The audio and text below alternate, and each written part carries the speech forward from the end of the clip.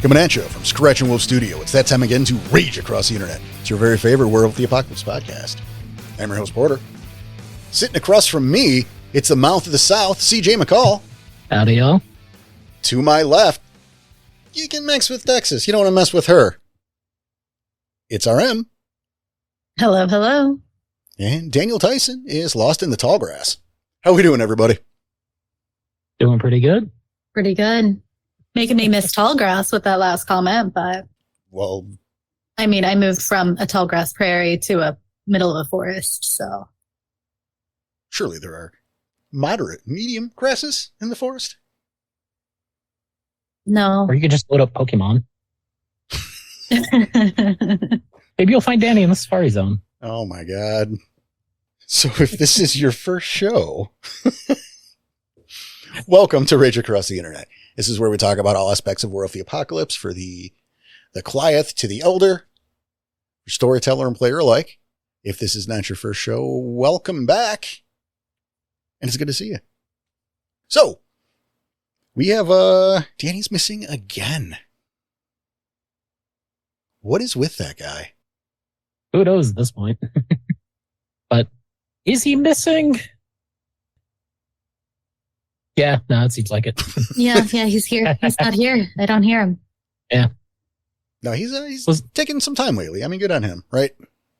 I mean, sometimes you just need a little time. Right. Yep. And, I mean, we had to fight him, if you remember, that first absence he had that weekend. Yo. Remember, we spent a good 20 minutes trying to convince him to not show up to recording that day? No, it's okay. I can just cancel my plans. Oh. But we had to convince him to take the time off. It's like, look, man, you have been on this show. You've missed 3 episodes in 5 years. Fucking take the weekend. No. Yeah, no, dude, sometimes you need to take some time. Yeah. Like both of those can be good things. Yep. Yeah. But that said, I think the 3 of us can handle it. Hopefully. Well, you know. We'll see. We got some weird energy already, but those are usually the good episodes. Oh, I appreciate it. Oh, well, you know. But hey, maybe we should move along and begin a little segment that we like to call This Week in Bullshit. CJ, what's going on this week in bullshit? Not too much aside from doing my usual work with the minis for BattleTech and everything. Managed to get a fucking discount off of a major box release because the shop ordered twice as many as they thought they were going to need. Sucks for the shop, but getting $100 box for $70, that felt pretty good. Yeah, congratulations. But aside from that, the episode you guys will be hearing in 2 weeks has been inspiring a lot of writing on my part. Okay. Yep, Yeah. that I have been going full force into with bugging Porter every so often. It's like, I would love to talk about this more because this has been a fun This Week in Bullshit of getting that written down, getting that figured out, and going over some fun details for the set. But that episode hasn't aired yet. Yeah, that's fair. So the more I'm talking about, it's a lot of stuff that I could either talk about, but that might not be as interesting. But at the same time, What, the Karen episode? the settings. Oh, yeah, the settings. Yeah, you're right. Yeah, okay. The Karen episode aired already, and Yeah. I've heard some good stuff from it. People, let us know more.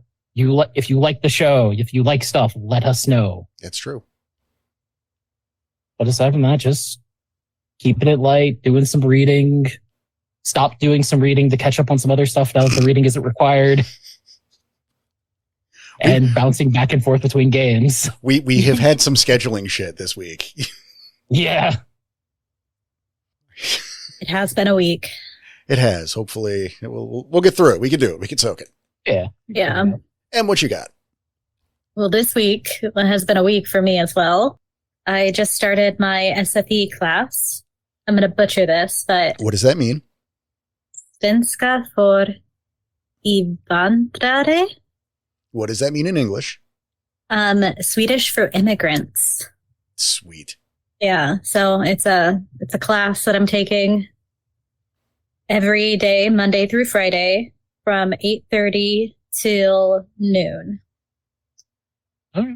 And I'm learning Swedish. Which is what you want to do when you live there. Yeah. So good on you.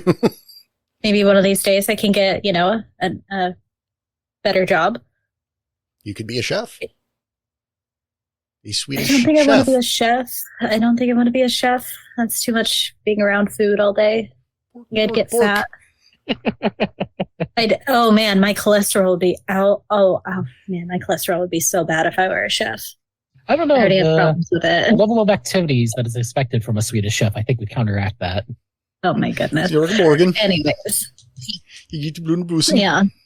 So I've started my SFE class, and it's definitely an experience. The first day was a little jarring because there are 12 different native languages in the class. So like 12 people from 12 different countries. Okay. Whose native language is not English or Swedish. That's amazing. I was going to ask how you get 12 different languages in a Swedish class. I imagine Sweden's got the one native language.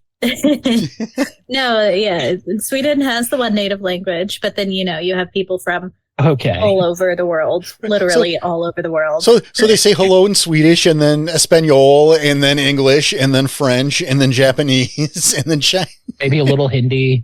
Yeah. Well, no, what's Little jarring Farsi. is the teacher only speaks Swedish. I love it. Oh my God. That reminds me of Yeah. the one time I accidentally ended up in a Spanish class and had no idea what the fuck was going on because the teacher refused to speak English because this was a Spanish class. That's what the first day was like for me, actually. And so and because it's the advanced class, because I have over 12 years of education, over 16 years of education, and I'm proficient in English, they put me into one of the higher classes. So there's C and D as the highest classes. D is like who's about to pass out and be like done with the class. And C is like getting started. And that's the one I'm in. But I'm mixed with a bunch of Ds as well. And so some people understand what's going on. And then there's a few of us who are like, I don't even know the basic words. Where are we at? What's happening? Did at one point you get fed up and storm out while yelling, "This is no way to teach accounting"? No. I just kind of patiently stood there looking really confused. But the second The option's day, there. yeah, right. I'll remember that. But the second day was much better. It slowed down a lot, and like it became more clear what we were doing because she started teaching. She actually started teaching. The first day was just like Fucking with you. no, maybe that's what it felt like. No, the first day was more like, okay, here's your books. This is how you check out a book. We're going to go to the library now. Oh, your name's not on the list. Oh, your name is on the list. Okay. It was just bookkeeping stuff the first day. Mm-hmm. And so I was very confused because I was like, I don't understand any of these words. Thank you for the book, but I don't know what I'm doing with this book now. That is great. Yeah, my accidentally ending up in a Spanish class was in high school. I've been taking German since it was offered, and it wasn't French or Spanish. Finished German 1. Next year came around. There was only 12 students who were able to take German 2 because only 12 of us actually passed the class. And you had to take 2 years of a language. So the school decided they were going to offer German 2 to us 12. At some point, some transfer kids came in and the Spanish class got too big, so they moved classrooms. They didn't just tell any of the German students. Oh, that's great. So we swapped rooms with them because they needed the more room where we needed less. And so I showed up to a Spanish class one day completely fucking confused. And our teacher was wondering where everybody is. Man, high level German's crazy. Yeah, we know what we should do to help Em practice her new language is we should have her do an intro. No. Yeah, no, we'll have you open the show one of these days in Swedish. Give me 6 months and then yes. I didn't say next you episode. Hear that, folks? Yeah, we should. You hear that, folks? 6 months. I'll do it in 6 months. That'll be fun. Because all of the D students in the class have told me in about 6 months, I'll feel much more comfortable talking. So I also think this is hilarious hearing Em talk about wanting to be a D student. I know, right? It's so weird. Right? I never said I wanted to be, but one of these days I will be. Well, you were very, you sounded envious of the D students. I've only ever gotten 1 D in my life. Still It was a bad day. There's a joke there. I'm just going to say that. Oh, shit. Oh, shame on me for not getting there first. Fucking good job. How about you, Porter? So for me, I'm looking at which one I want to do first. All right. So Halloween, right? Halloween in the Timeverse is happening this week, the end of the week. So obviously, I mean, it doesn't stop me, right? But I've been watching a lot of horror, and so like I'm looking through Tubi, which again, don't sleep on Tubi, guys. It has ads, but so did all TV before, like in the past. So it's fine. Yeah. But they have a lot of gems on there, right? And what I saw was, and I haven't seen this show in a while. I actually had forgotten the name, but The Following. Okay. Yeah. So I started watching The Following again. That sounds familiar. Yeah, it's Kevin Bacon, who is his FBI agent Kevin Bacon, who is pulled back out of retirement when the serial killer that he caught has escaped with the help of a cult who has come up surrounding his killings. This is on my list. This is on my list to watch. And I can't remember where I heard about it, but I'm remembering it now. I've seen some clips of it with the nihilistic partner. This is a fun show. Okay. Kevin Bacon, it is Baconist. Cults, serial killers, and it gets ridiculous in the funnest way. Okay. It's kind of like how in Cobra Kai, where that started like a normal show and then flipped to an alternate world where everyone knew Kung Fu for no reason. Kind of like that. Where you just lean into it and enjoy this is so implausible. Fuck it, I love this. This is great. Oh, it's fucking great. So yeah, just a few in, but 3 seasons. It's on Tubi right now.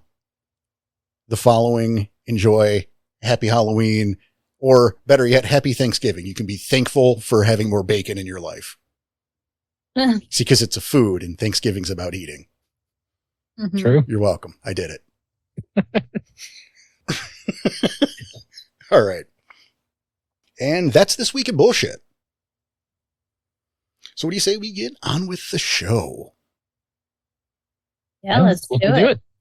All right. So here's an episode that was almost a practical thurge. And I'm not quite sure why it isn't, just because we decided not to call it that. We can always change our minds later. Yeah, but we're recording a practical thurge after this. True. Spoiler. So yeah, we got something that could have been a practical thurge, but we just decided not to for some reason. It's our show. We make the rules. Yeah. It's true. I also think it branches a little bit further than just thurges. No, I think it definitely does. More of the overall world of darkness. Well, and it's also probably the first of a new series, because of course we would, right? We love a good series. Fucking, we got to put a hat on the hat of everything we fucking do. I don't even know what we're going to call this, but I guess we'll find out when it airs, right? Yep. But today we are going to be talking about spirit broods. In my mind, often overlooked detail of totems. Absolutely. Yeah, for sure. As we all know, every tribe has a totem spirit. That is an incarna that oversees a brood of other spirits. Almost, I mean, you can get to, but really jagglings, which usually compromise pack totems that are taken up by your various players and other members of that brood. And so we thought it's probably a good idea to roll down and talk about the different broods of these tribes, how they work, possibly tips for portraying them, stuff like maybe material correspondence, just to give just a little more life to these broods, to these spirits that your players will be interacting with, or that they could, that you didn't even think about. Yeah, because like one of the small details that should be coming up in a game at some point, or, you know, that could to help like flavor a fun little downtime session is your pack making a shrine to the spirit. What's that shrine look like? What do they sacrifice to the spirit, if anything? Or does the spirit call for some kind of sacrifice? Well, you can, if it's not actively stated in the book or anywhere, usually make those, looking at the rest of the brood could usually give you the right answer. Yeah, or if you wrong one member of the brood, could affect the other members of the brood as well, and how they respond to you. Mm-hmm. Yeah, that's a very big deal. You know, because at the end of the day, right, if you're unfamiliar with spirit broods, it's kind of like the mafia. A little bit, yeah. You know, the totem sits at the top, and then he's got his people, and yeah, you can't... Look, if you piss off Lion, that doesn't stop at Lion. Griffin knows about that. Yep. You know, Griffin might not take it as a personal insult, but also you fucked with one of my people. Where if you piss off Griffin, everybody under him. Well, even then, I think it's a pretty safe bet that if you mess with someone in Griffin's brood, Griffin's going to be aware. Oh, yeah. And the ripples of that, right? But even then, it's not only that, but it is dealing with the spirits themselves. And we could have just randomly picked spirits, but it's so much easier to go down spirit broods. Mm-hmm. It's a great way to categorize it and bring attention to the broods themselves. Right. Mm-hmm. And so, you know, for us, what we're doing is we're hitting two primary sources. We're hitting the second edition tri books, and we are using Access Mundi, which is where the non-totem members of these spirit broods are touched down upon. Now, of course, you can make those into totem spirits. They can act as a totem. Yeah. But that's not how they're laid out. Like grain are. Right. You're going to have to do some heavy lifting to put forth, you know, a little lick stroke to make them into a totem, but it's absolutely possible, and that's fine. And so today we're starting with the Wendigo, because usually they're last, but also what's very important to me, it was when we decided to do this, was to not start with the Striders or the Shadow Lords. Yeah. I mean, we referenced the Twiceborn fucking, I think, last episode, right? Yeah. A few times last episode. Right, like if we could go 5 minutes without talking about Owl and his brood, I'd be amazed. So we started something like away from the usual suspects. Something that we haven't talked about every single episode for a while. Right. And then you know, the Shadow Lords is just 2 out of 3 people here. Personal favorite tribe. All right. It just, you know, they're the ones that come up a lot. So Yeah. The Wendigo doesn't come up a lot. We're starting with the Wendigo. All right, so let's get started with the Wendigo. Mm-hmm. And I guess going from Access Mundi, right? I mean, we don't need a particular order, but fuck it. We have Kawakajic, which is Wolverine. Mm-hmm. But you know, it has a name, so there is connotations to that already. Yes. Which it's kind of fun that that's the first one that pulls up if we go in order. Because what we have here is it's kind of like a Kohojak situation. Yep. Because there is Wolverine as a totem, which is a war totem, if I remember correctly. Yes, it is. And Kawakajic is more of a trickster. Yep. So this is a separate aspect of Wolverine. And again, probably akin to, and I mean, I made up Kohojak, right?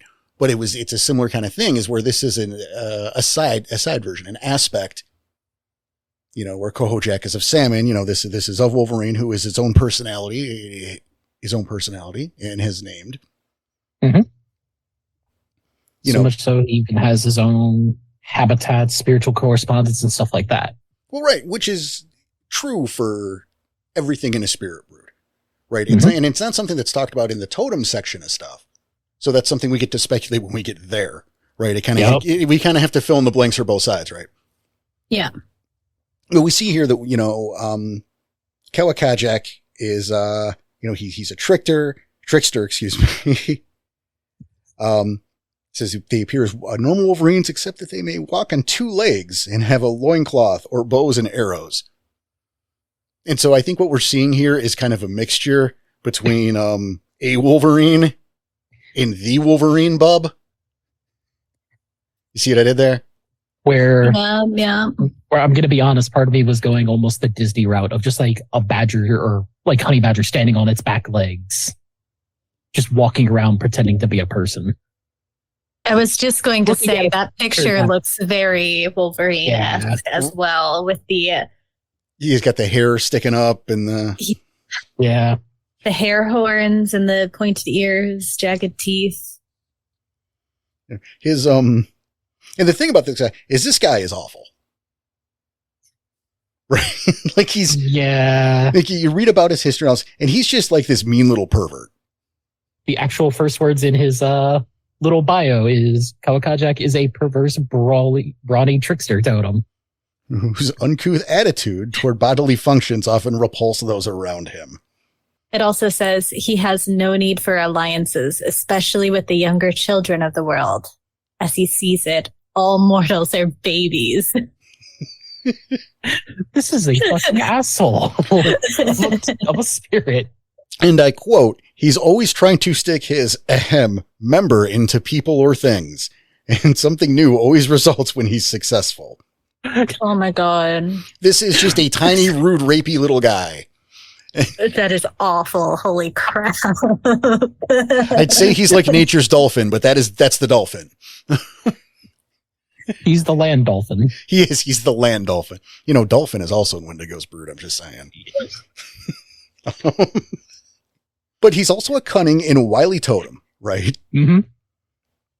And that's something to think about. It's mentioned here. You know, he has his taboos, which is nothing is taboo. Fucking that's what it says in the taboo section. Thank you. Which makes sense. But so, I mean, and this is also the easiest one too, right? Like it goes to show that you can have different aspects of, you know, of a totem. Again, we look at Kohojak as something that we've done, but here's another example that's right here in the texts. So obviously, if you're going to summon this guy, you want to look at material correspondence. Yeah. Oh no. You're attracted to food, freshly killed meat. Knives and arrows or hunting gear. Right. Piles of dung. And if that doesn't work, try farting very loud. I don't know why I said it that way. Well, and it's like noteworthy too, because you can get creative, right? We got to remember he's cunning, he's a trickster, so maybe like a good whoopee cushion. On a nice, comfortable, lavish chair. Yeah. Right. You know, you have him pop up, and again, he's going to be that short, you know, squat, rude, perverted little creep. If I were to make, you know, if I were to be casting this, right, I would have him voiced by Gilbert Gottfried. Is that the fucking bird from Aladdin? I was about to use that example. All right, thank you. I know the voice. Right, it's a very distinct voice. Yep. Hey, get out of my way. Maybe Danny DeVito.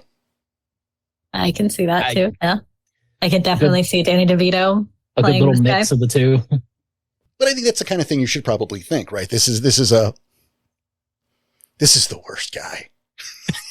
This is categorically the worst for now until we find worse. It's only going up from here, guys. Right. This is a walking fart joke. This man. Yeah. So I would think, right, to speculate, like if you were going to bring this guy in as a pack totem, I would definitely, I'd make the band something like every time you come to a new location or somewhere that's considered fancy, you have to do something to embarrass somebody. Yeah.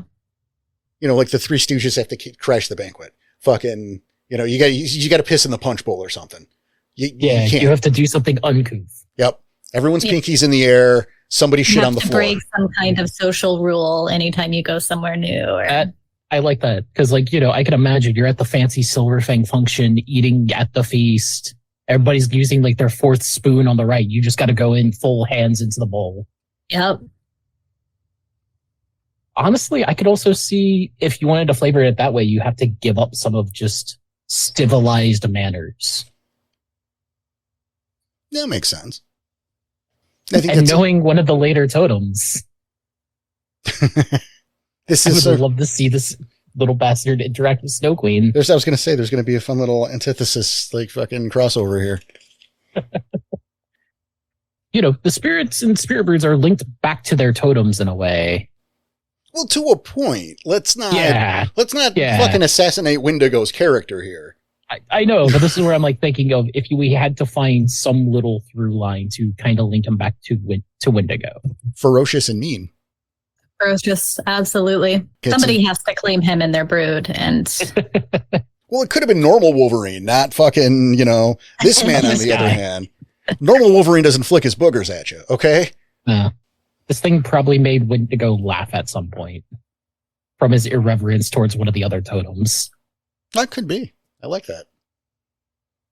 Oh, hey, here's a fun one. The gift lore, where it mentions, they're able to teach that these guys are able to teach all manners of gifts involving trickery and ferocity, but they also make excellent, if obnoxious, teachers of Faragabashes. That's a fun little call out in this of, if you got a Ragabash and you're not sure if it's one of those cases of like the gift mentions just a general spirit teaches this. If you think this falls into his wheelhouse. Well, maybe even if it doesn't, right? I mean, this is a good point. This is a good thing to add to this conversation. Because, hey, guess what? This is the first of a series. We're figuring it out. But because, if they're going to summon a spirit just in general, maybe you use our boy here if it doesn't fit the nature of your Ragabash. We use this as a teaching moment. Oh, kid, look at you all prim and proper and shit. Yeah, we'll learn you up good. Does this smell like balls to you? Just like, come close. I've got a secret to share with you, and just turns around and farts in his face. That too, I was going with the burp. Like the full one leg up. Yeah, full one leg up. Be a great teacher for infectious laughter. I'm just like, funny you say infectious, because I was thinking of here's a Dragon Ball reference to the character Bacterion. Either one of you. I think CJ might. It's familiar. I'm trying to place it. He was the guy who fought Krillin at the tournament who didn't bathe. And like his big move was to wipe his hand on his balls and throw that in your face. And Krillin won when Goku reminded him that he didn't have a nose, so he couldn't smell it. Dragon Ball, man. Wow. Perfect. Oh, fucking hell. And like, I'm imagining a couple gifts here, like off the top of my head, that I could imagine the spirit teaching you. Like there's the, I think it's one of the later Ahram gifts where you can give somebody the curse of rage by pissing on them. I can see that. That is a thing. That makes sense. And I'm thinking, is it Gift of the Skunk?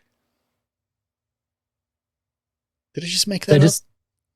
I mean, it's familiar, and it sounds like something that would probably fall into the Ragabash. It's possible I'm confusing it with a rage card. I can see the card is the thing. Mm-hmm. Okay. But anything I think maybe scent related might be able to help. Anything with infuriating people. I think those are probably go-tos that this guy's got just in the chamber ready for you. Yep. Yeah. God, I kind of want to make a pack that follows Kawakachi. I don't want to encounter that pack. Right, like you're gonna. It's just the worst. I think I'm going to make it specifically for the game. I'm going to find a way to write a pack in. just for that. Just for you. Yikes. All right, well, let's move on and look at the Atcen. Okay. I was trying to figure out how to pronounce that. I think that makes sense. I think it does. I'm just going to go for it. Yeah. I might be wrong here. If I am, let me know. And Atcen usually appears as a tall, thin humans with white hair and extremely pale complexions and big owl-like eyes. They stink too, so they're good friends probably with Kawakaji. Maybe they're trying to tell us something about Wendigo. Yeah. Oh my goodness. Actually,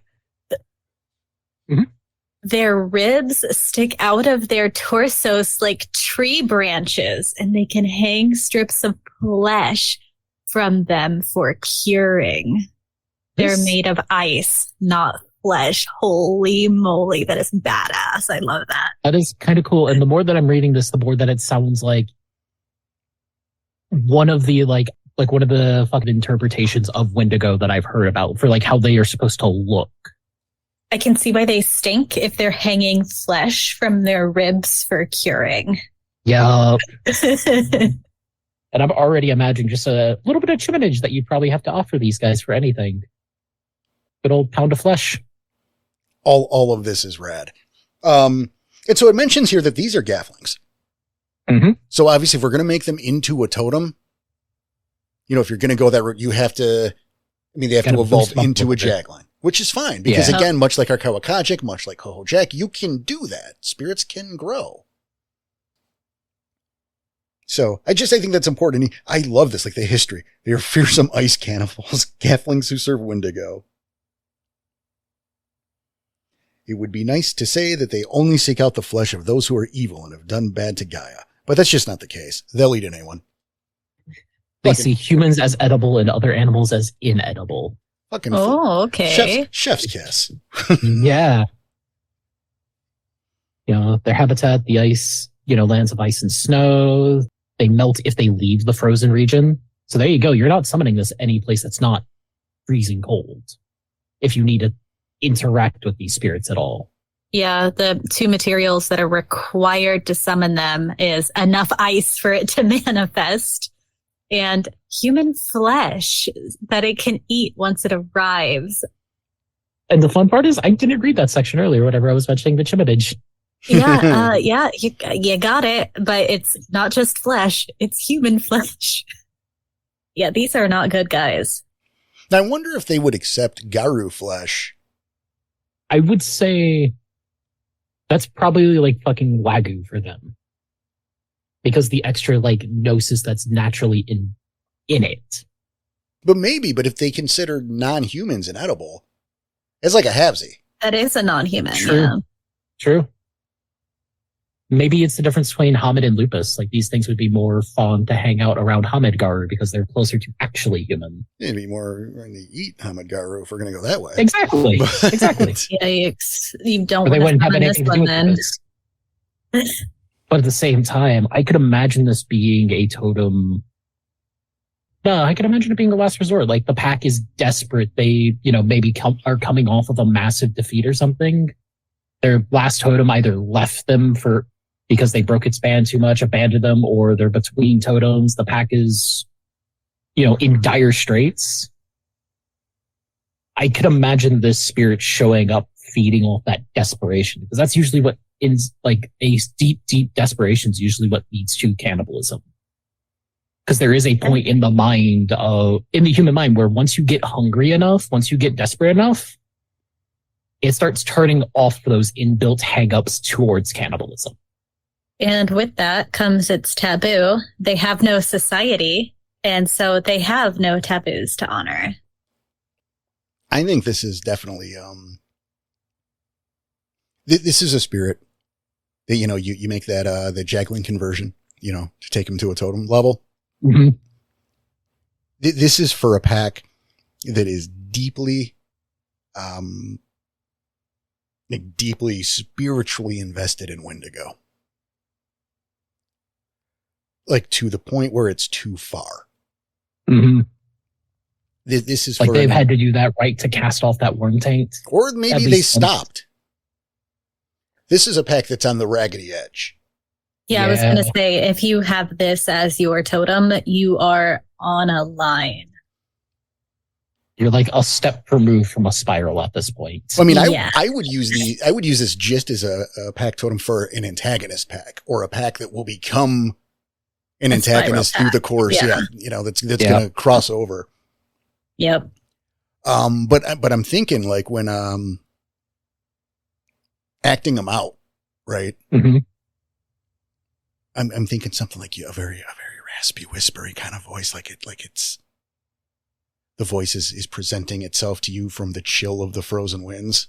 and not from the spirit itself. Okay. You know, and I would definitely work up those gaunt kind of details. And the first thing I thought was Angus Scrum from the Phantasm series. But as we're sitting here talking, I'm gravitating toward the White Walkers from Game of Thrones. Okay. The show, not the book. Yeah. You know, those heavy, sharp features out of the ice. Yeah. They're neutral or hostile, depending on whether you are food or not. Right.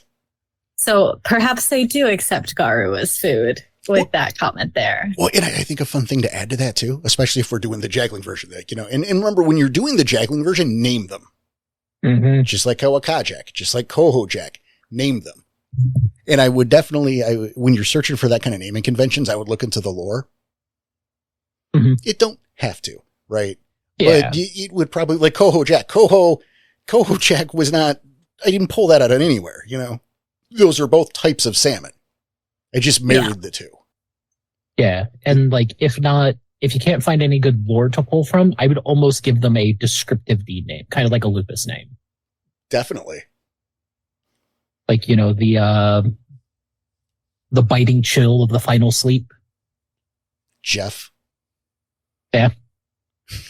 I also like their little chiminage here, the chiminage here of, you better be prepared to feed them if you want their aid. The only way to avoid it is to call upon their duty to Wendigo. Wendigo. And this can, and this can only be done to send them against the foe. Well, and this is the thing to add to that too. Like, that's what I was thinking. Like I said, you know, name them.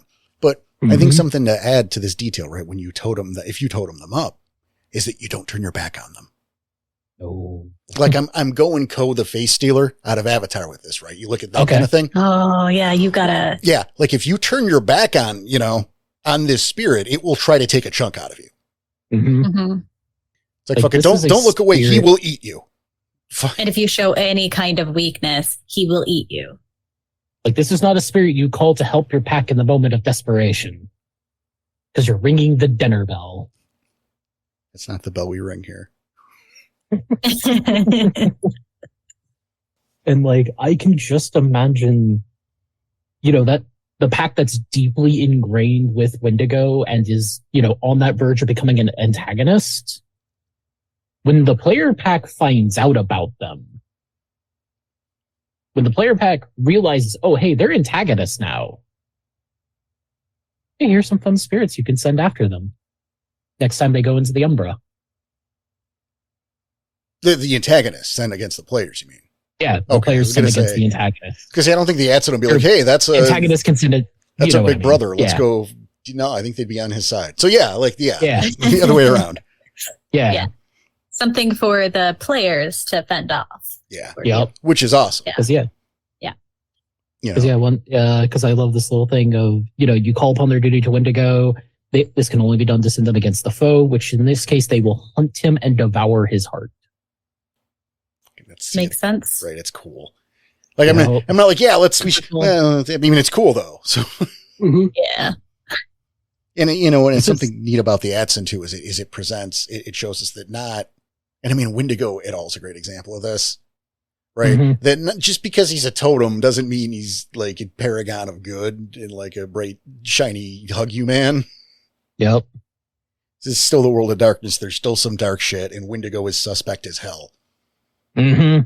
Yeah. Also here, Red Talons heartily cheer the Atcen on, knowing that they are safe from their hunger. Of course. Being lupus, they are inedible, and they're See, there you go. The overpopulation of humanity. And maybe that's the trick, right? When dealing with them, maybe you stay out of your Hamid forms, Hamid-based forms. And then you can turn your back on him. You can look away, and he won't try to eat you. Oh, that's interesting. Some non-Wendigo Garu claim that they are servants of the Eater of Souls. Ooh. Right. No, not surprising at all. Like, these guys are like diabolical. I would not put these in the good guy category at all. I mean, they're definitely servants of Wendigo, which, you know, I have always had my particular thoughts and feelings about Wendigo. So that's not for right now, but he's a hardcore guy. he is. Yeah. And he definitely evolved from Sasquatch like a Pokemon. That's totally what happened. Yep. And this is the fun part with the Pier 1 Tribe's totem. Uktena will straight up murder you. Yup. So they don't fuck Wendigo around. will eat you. Pure One Sims do not. I wouldn't be surprised. I mean, if Turtle knew some sort of martial art and would just snap your neck in your sleep or something before all this happened. Like he'd pull that wool tree off and fuck you up with it. Yeah. Like some kind of ninja. maybe we'll cover this in a different episode, but the coming of Totem Spirit for the Wendigo story, not Wendigo, sorry, for the Uktena story does involve Uktena eating people. Yeah. Mm-hmm. Yeah. So, I mean, similar veins here. I mean, he was a buddy. He was part of the worm. He was a worm affiliated totem before the change. Yeah. Fucking Octane, that guy's a monster. He's so cool. I love him. Moving on. We have ice elementals, which sounds super boring. So let's make this interesting. Let's find a way. Okay. Now, obviously, ice elementals, we don't really have to go too far to figure this out, right? I mean, these are... We all know what ice is. Right. We all know what elementals are. So you've already got an image in your head. We don't have to go too far with it. Mm-hmm. You know, various shapes of ice and icicles and shards and, great.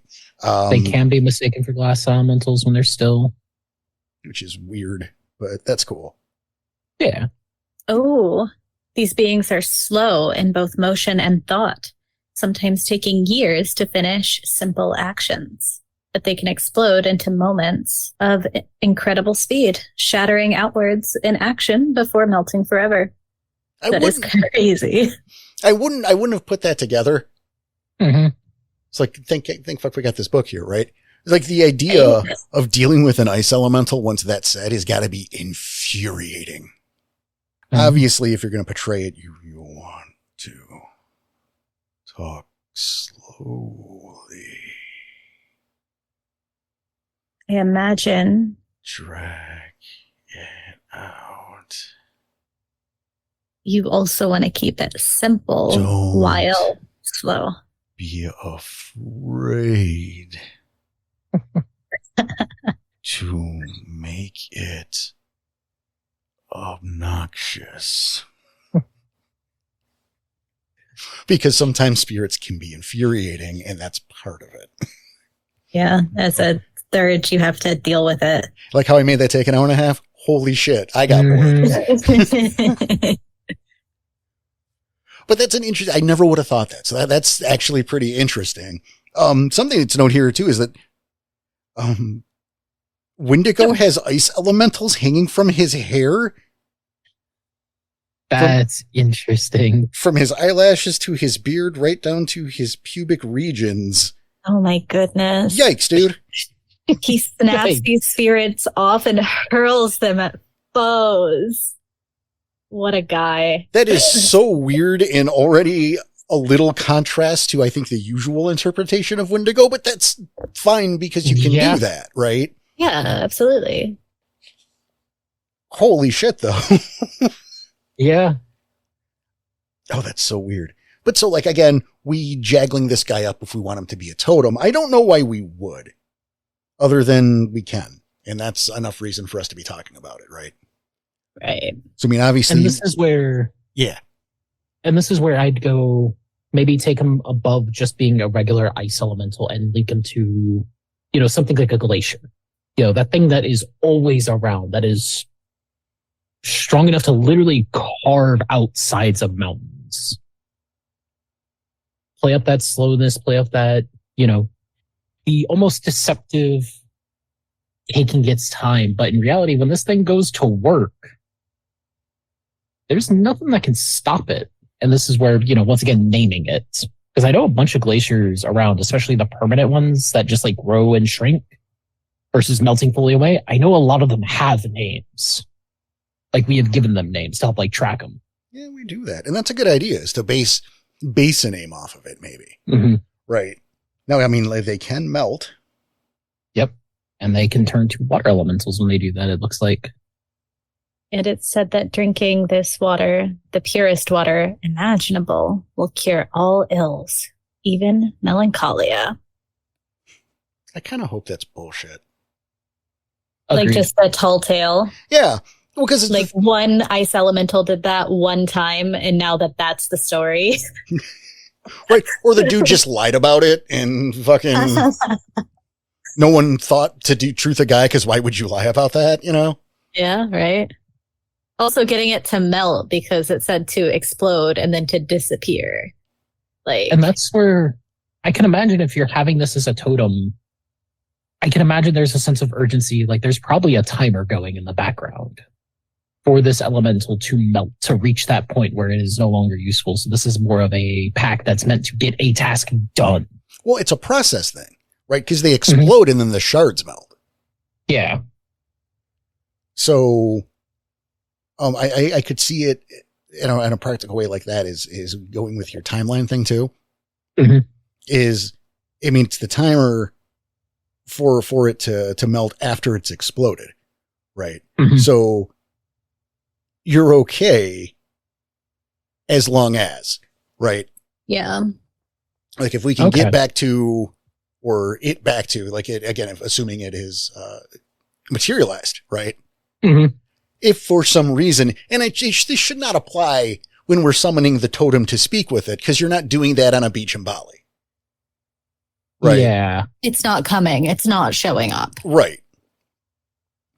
I could see maybe like in the most dire circumstances, you use the right of summoning, you know, you force summon the guy to materialize. Here we go.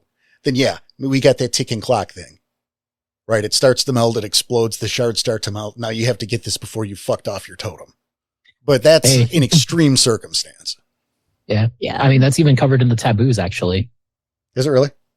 Yeah. Sunlight, fire, and warmth are their main taboos. Be aware when dealing with them. The very hint of these may cause the elemental to explode, sending millions of tiny, extremely sharp shards to whomever brings them these things. Oh, let's jump ahead to get worse. An ice elemental fetish must be treated in certain ways, lest the spirit melt. While the fetish may be exposed to sunlight or heat for long periods of time, it must also be exposed to cold for at least 1 day a month. Yep. And then to gain its favor, you have to promise it safe haven from melting, which is following those bans if you do bind it into a fetish. So I could see this guy not only being slow to speech, not years like there, because it's a totem and we have to play a game, but still very slow and deliberate. And I'm thinking the rock biter from the Never-Ending Story. Yep. Right. I think that's the combination between slow and deliberate and kind of obnoxious and not taking all goddamn day because we have to work in the morning. Mm-hmm. But so I think that's kind of where I would go with it in terms of enacting the thing out. But I also think while its temperament is neutral, we can I want to add a combination of fearful and hostile depending on the outward environment. Mm-hmm. Like he gets more agitated and more just not necessarily unhelpful, but snippy whenever it comes to if you're summoning it where it is warmer. And I want to say this guy, you know, freezer burn, whatever the fuck we're going to call him, like the Jagling version, your totem. Because again, that mileage can vary too, right? But I could see him almost being afraid of Helios. Yeah. And, you know, because it is, and I've done it like several times already, you know, going back with, you know, equating it to a pop culture thing. I think at that moment in Interview with a Vampire, that's the movie where Brad Pitt goes to visit Tom Cruise, right? It's like back in the 90s and he goes to the ruins and the helicopter flies by and the searchlight goes through the window and Tom Cruise loses his shit because he thinks it's the sunlight. Kind of like that in terms of Helios. Yep. I could also imagine this pack, if you're doing it as like an NPC pack for the septs, depending on where they're located, like if this is someplace in, you know, warmer climate, I can imagine this pack having to take some usual trips for like an almost pilgrimage of sorts. Because there's that mention of the, like the having to keep the fetish somewhere cold at least one day out of a month. I like that. Yeah. Or having to avoid direct sunlight, like all the time. I also just vampire werewolf. I also see a thing, right? Where like maybe you're a more southern, a warmer climate. You have to deal with, you have to, right? Like maybe you're up in Florida or whatever, Yeah. You're out on an island, maybe in Hawaii or some shit. And like they have built or like have a little tent or a tarp or something like to create a little, and then they send a bunch of kinfolk in the sept to buy bags of ice. Like 30, 40 bags of ice, and they dig this pit in the sand and fill the pit with ice under this tarp to keep the fucking shade on it. And like, so they have until this fucking ice melts to do their business with this ice elemental totem. Or they like somehow get an industrial freezer working. I mean, sure, that too. But if you're in the middle of the woods, right? Yeah. You only have the generator for the time, or you have the time until the ice melts. Yep. So you have that one kinfolk who had to take a job at McDonald's so that their cousin can come in and just chill in the freezer every now and then. The guy to pop open the back door or leave the, the shoe or something in the place just so you can sneak in. Or you got those ice coolers that are outside, like in front of the 7-Eleven. Yep. And you got like a couple guards just steal it. Just take the whole fucking cooler into the back of a pickup truck and just cheese it for the can. I mean, and the fun part is with the South, people are just going to think you're just stripping it for coppers. They might not even care, or might even think to call. Yep. Because clearly we don't need to fuck with those crackers. Newspaper has like an article in there about like people stripping the gas stations for their copper. Well, you'll bring the cooler back, right? Because you need them to fill it up for the next mood. So true. Yeah. You took the whole thing so the bags stay cooler in there during transport. Yeah. Oh, that's fun. And hey, look, even Kiminage, the Garu must promise the spirit a safe haven from melting. That's perfect. Yeah. Like, and this is the fun part. This is the fun part that if you do just a little bit of critical thinking, if you go with the nature of the spirit, the idea of what it is, look at that. I don't know if all of us have not actually been like actively reading this at times, but look at how much we're just jumping from point to point and then looking down and being like, oh, look, there it is. That's exactly what it says. That makes sense for ice. Look at that shit. Ice may only through primal ice. What the fuck does primal ice mean? Primal ice cannot be touched by bare skin, lest the skin stick to the ice. It must be cut off. So maybe that is ice not touched by man, or at this point, dry ice could work. Maybe? Yeah. I mean, I know it's not, but... It has the spirit of ice. Exactly. Like, are we technicality? Yeah. Can we get the technicality there? Maybe. Yeah. I definitely could see if they're just trying. I mean, if you have enough of it, it's going to keep an area cold enough. But this is where I'd lean more with like the dry ice being the actively exploding elemental. So not necessarily as slow. This is the quicker, faster paced elemental because that's not even melting. That's just straight evaporating. Mm.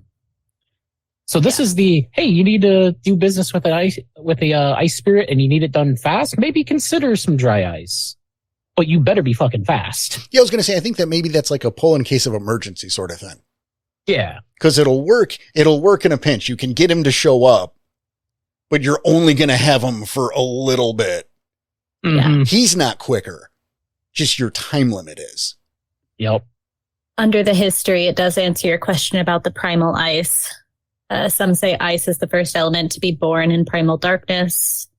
In the far regions of the world, those furthest from the sun, yearning for the dark, the places where heat of the new light never touched, where primal ice never melted. Hey, shards of primordial ancient ice are extremely rare and almost non-existent in the material world. Oh, that's annoying. But it can still be found in parts of the spirit world. Oh, that's annoying. I mean, That's a little epic. Especially when you see there's the section here over using these ice elementals in fetishes. Mm-hmm. Right. Let's see. They don't care whether or not they're bound into fetishes. They're distant, non-communicative beings. However, they make incredible knives or claves. Any clave with an ice elemental bound into it will add 3 dice to its damage and subtract 1 from its damage difficulty. Yeah. Under the correspondences where it explodes if you don't keep it cold enough, don't even roll for damage. No mortal can survive that. And that's where I'm thinking for the idea of the totem wise. I'm thinking just your standard ice elemental, the one that you would put into a fetish or something like this, or a talon even. Mm-hmm. Those are your gafflings. Those are your lower level ones. If you want a ice elemental as a totem, if you want one of these named spirits, this is where I'm imagining the totem quest being part in the Umbra, part in the physical realm as you go and seek one of these places where you could find primal ice. Definitely. Make that a journey. Like this is not a totem that's going to show up. Right. This is not. You have to go to it. Yep. You're in search of the ice elemental. The ice elemental is not in search of you. Yep. Which, for this case, dealing with creatures, with affinities towards the sun, towards Helios and stuff like that, maybe this is where the ice elemental could help, but at the same time, you're going to be real fucking iffy on this. I like the idea that it would have a deep hatred. I don't even dislike, like a fucking hatred for Makole and Korax. Exactly. Like as a Garu in dealings, right? Mm-hmm. So I could see that. Like you have a pack and then like you got your buddy Korax or something. Or you've interacted recently. On the other side of the street. Right. And like the elemental can just smell that Korax on you, and this is now a problem. And at the same time, I can imagine the Korax can just get that ice chill off of you. And like I said, you're talking to this guy across the street because he doesn't want anything to do with you. Like, you stay over there. I'm not about that mojo you got going on. You mean I'm not about the mojo. I'll stop. Oh, that's... All right. So let's move on to Windtooth, which dibs on Lupus name, but apparently not. Yeah. I'll also say real quick, just because we had the book open, that art is kind of fucking dope and terrifying at the same time for being so minimalist. That is really sweet. Let's see. Windtooth.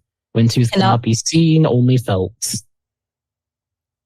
When he bites, the force of his jaws can knock people over, and his breath can freeze limbs into ice. I appreciate his origin story. Mm-hmm. Oh, yeah. That's fun. It fits with the first two a little bit. A little bit. You know, Windtooth was born when Wendigo sneezed. That's a comma, but I'm going to pretend that's a period. Yeah. Fucking. Blowing 3 of his teeth out in a way across the tundra. He sneezed so hard he lost 3 teeth. Okay. That is how ferocious Windtooth is. That is quick. Or a testament to allergies. That too, yeah. Mm-hmm. That's a gnarly allergy to Helios. So Windtooth is a spirit of frostbite. Mm-hmm. And I like this. He is sentence. the wind itself. Mm-hmm. But I mean, a couple down here, right? Yeah. Yeah, those teeth gathered together and became Windtooth, a spirit of frostbite who wanders before Wendigo, tasting all it finds. Tasting all it finds. Yep. If the prey is sweet enough, it runs back to Wendigo and tells him about it. He does not like wolves, and this includes Garu. He does not include like their taste. This is rad. Yeah.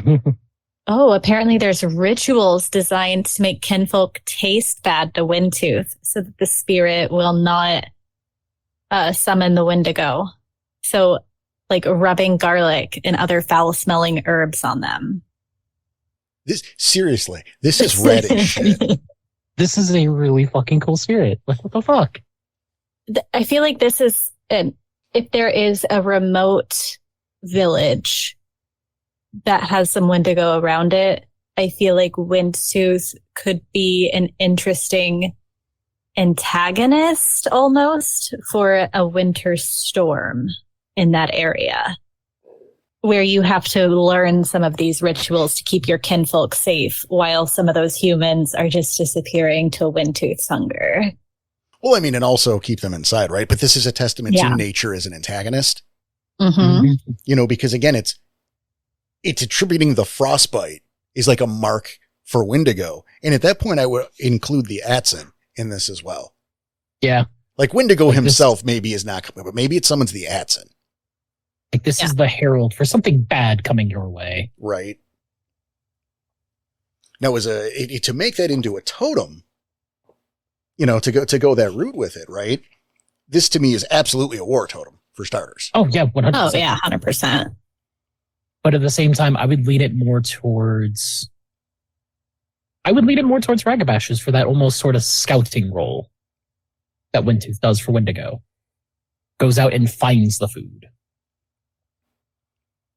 I mean, you could go that way. I don't want to I wouldn't put an auspice specific, but you could also go around with that, obviously. Mm-hmm. I mean, just the hunting aspect and, Mm-hmm. But either way, I mean, what do we got for our correspondence? Windtooth or material correspondence can only be summoned in a winter storm, and it will always taste those who summon them. So the summoner should prepare by rubbing himself with bitter or smelly herbs. So honestly, I would say that wouldn't work. In my mind, it's one of those things of if you summon this creature, you are getting frostbite. It doesn't matter if you're not tasty or not. I think keep rubbing yourself with bitter or smelly herbs keeps him from eating you. I don't think it prevents the frostbite. I think it keeps you from being a meal. Fair. Because he will get tasted. That's how you keep from summoning Atcen on accident. Windtooth will rush to taste the chosen target. If he is indeed tasty, Windtooth will summon Great Wendigo to devour the chosen one. Okay, yep. This does not. So that's why you want the bitter herbs. Yeah, this does not always bring Wendigo. However, if he is busy with another meal, he will ignore the wind spirit. Windtooth will forget the target and rush off to seek another choice. Okay, so yeah. This is another pack that is really hardcore into Wendigo. Once again, right, but I would say not necessarily on the edge, or as much as the Atcen, right? You're not walking the tightrope line with that pack. No, I want to say that. I want to say that a pack that follows Windtooth is like the hardcore of the hardcore Wendigo. Mm-hmm. Yeah. You're still following Gaia. You're not about to slip off the edge. They are to the Wendigo what the judges of Doom are to the Shadow Lords. Mm-hmm. What the Geta Fenris are to the Garu Nation. Yeah. Yeah. Where the ones that follow Atcen are a step removed from spirals. Exactly. Yes. No, we're not dancing in a spiral. It's just a big circle. Yeah. It's fine. We're just dancing the circle. Everyone calm down. Yeah, these guys aren't dancing. This is also something I could imagine this is a spirit you can summon for help. Like, it mentions you can only summon them during a winter storm. Mm-hmm. But I can also imagine the pack, maybe they're in the middle of a fucking major battle or in the middle of a hive crawl or some big ambush or people are attacking their septs. I can imagine them summoning Windtooth, not doing the preparations to make sure they're not tasty, intentionally to get Windtooth to be here, get that storm here and everything he'll bring with him. Because there is food. That's the thing, right?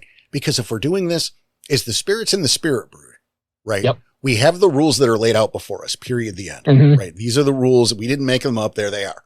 But we're talking about the conversion into a Jagling for the purposes of being a pack totem. Yeah. No, you can summon him anywhere. Mm-hmm. You can summon him on that fucking, that beach in Bali. But your material correspondence, maybe you're going to need the wind, or you're going to need maybe some, and maybe not even a lot, because enough to summon them, and it's going to bring the cold. It's going to bring that fierce wind. You know, that's how it snows on a beach in Maui. We're not in Bali anymore. I want to stay back. I want to be in Egypt. I want to be home. Because that happened a couple years back. Okay.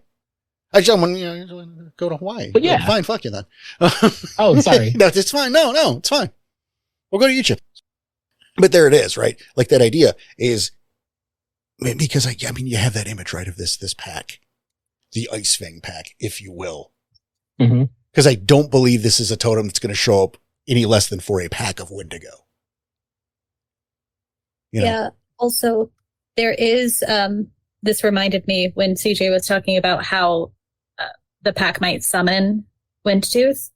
It reminded me of some of the gifts that Wendigo has. Mm-hmm. Perhaps the pack gets Cutting Wind or Call the Breeze as a gift for having Windtooth as their totem. Which seems perfectly fair.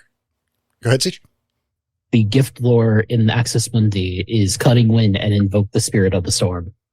Yep. Invoke the Spirit of the Storm was the one that first popped into my head, but I know that one is level 5. It explicitly calls out those gifts. Yeah. So, absolutely. Maybe like the pack that follows the spirit gets one of those lower ranked ones at first to be able to call on him. Oh, I think that makes perfect sense. But I think that that's two separate statements. By virtue of following Windtooth, you get that gift, but that gift can also be used to help summon. Yep. You know, it's not just for that, but also if you're fucking smart about it, you can do that to help this be. But can you imagine that this like this, we'll call them the Ice Fang pack. Right? Because again, it's got to be, I don't see them anything else. Right. This is straightforward. This is not a mixed tribe pack. And if there is, it's like one red talon maybe, but I doubt it. Mm-hmm. Right. Yeah. You have that pack of Wendigo and suddenly the storm clouds roll in and the temperature drops like 30 fucking degrees. And it starts snowing and you go, what the fuck? We're in Egypt because CJ said so. What are we doing here? The sweat on their brow like turns to ice. Yep. Mm-hmm. You know, and that the snow just starts fucking flying in and you can't see anything. But all of a sudden, ow. And again, this is not how frostbite works, but we are talking the world of darkness and we're talking spiritual stuff, right? So that that frostbite is instant. And it does feel like something bit you. And then suddenly you look at like your arm and you see the fucking effects of severe goddamn frostbite. Maybe even in the form of like a black bite from some kind of monster on your arm. Exactly. Because again, this isn't natural frostbite. This is Windtooth is here. Yep. Yeah. That's fucking hardcore. Seriously. Hey. Yo. Chiminage. Windtooth demands nothing in return for his aid, except that he will taste anything he sees. The bite causes frostbite. One health level a bag. I saw that. And I think that ban, because I think we translate that into a ban for totem purposes. Yep. That either they have to try every form of meat they come across, or they can't eat cooked meat. I can see that. I like the can't eat cooked meat. Yeah, they have to eat raw meat. Part of me is also thinking of we could do this a more physical way as well versus the you can't do this and more of you will always bear the signs of frostbite. You know, so much so like fingers and hands are always that almost necrotic black. Yeah. So you got to remain covered up 90% of the time because if somebody sees you like that, are you okay? Yeah. Also, perhaps they are marked by, like, permanently marked by their spirit. But I'm looking over here at his taboos. Mm-hmm. And when we mention, like, this is a pack that's not on the line of falling into spirals, that makes a lot of sense with the taboos. Because they only like meals that the great Wendigo would feast on, which includes worm creatures, cannibals, murderers, and people consumed with hate and anger. Those who also live alone are tasty. Yeah, well, they're always tasty. I need to get a pet or something. Fuck. Tucker here, keeping me safe from Windtooth. But yeah, so I feel like that could also go into the bans with that pack. Or at least what their goals are to do. Yeah. Who they are to hunt down, who they are to rid from the world. Like that is actually something I can imagine now of, the missions they get from their totem Mm-hmm. This is a fucking hitman pack, basically. Windtooth is going to call out somebody who maybe he wasn't able to get a good taste of, but he knows Wendigo will like it. Hey, I need you to kill this person. Or get him prepared. They read about some fucked up murder in the newspaper while they're running through a town, and suddenly whatever they're doing, whatever they're doing, that is put on the back burner while they go and find their totem, his next meal. Well, when we're looking at that too, right, then I guess we could also look at Philodox in terms of a particular fondness. So moving on, and this one is, I have a personal fondness of this one. Yep. It's totally for the wrong reasons. I don't think at the time I knew, or maybe I didn't care. It doesn't matter. Is we have mosquito spirits. Which almost feel a little weird since mosquitoes hate the cold. Yeah, I'm a little confused. Right? It's the very... And you remember Wendigo's a cannibal spirit. What do these guys do? Fair. Well, they don't eat each other's blood. True. But they are little vampires, so... I mean, if they did, we wouldn't be concerned about them. We'd be like, look at those dumbasses killing each other. That'd be great if they switched to that. I wouldn't mind. Be more like Wendigo. Aw, they appear as normal mosquitoes, except for they have a wonderful array of colors. Well, that's fun. Aw.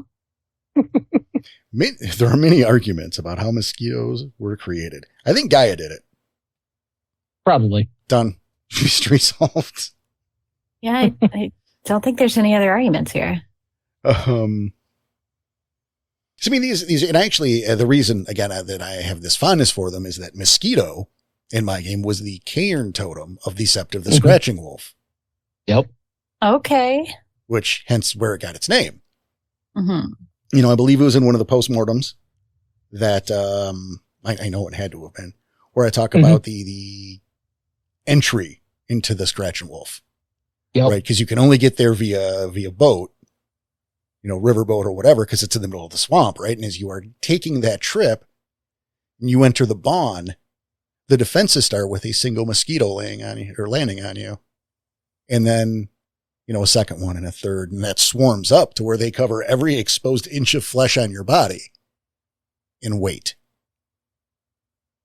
Well, they, you know, sense your intent or judge you worthy or whatever they're doing. You can ask them. I wouldn't.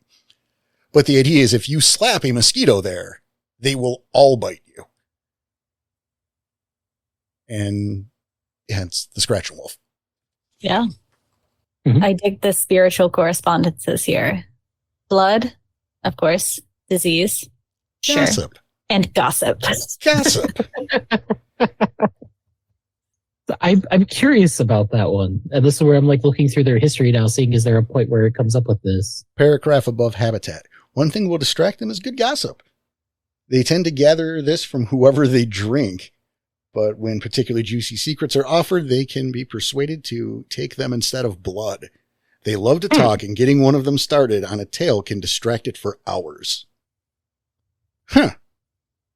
I think I found a hole in the Scratching Wolf defense system.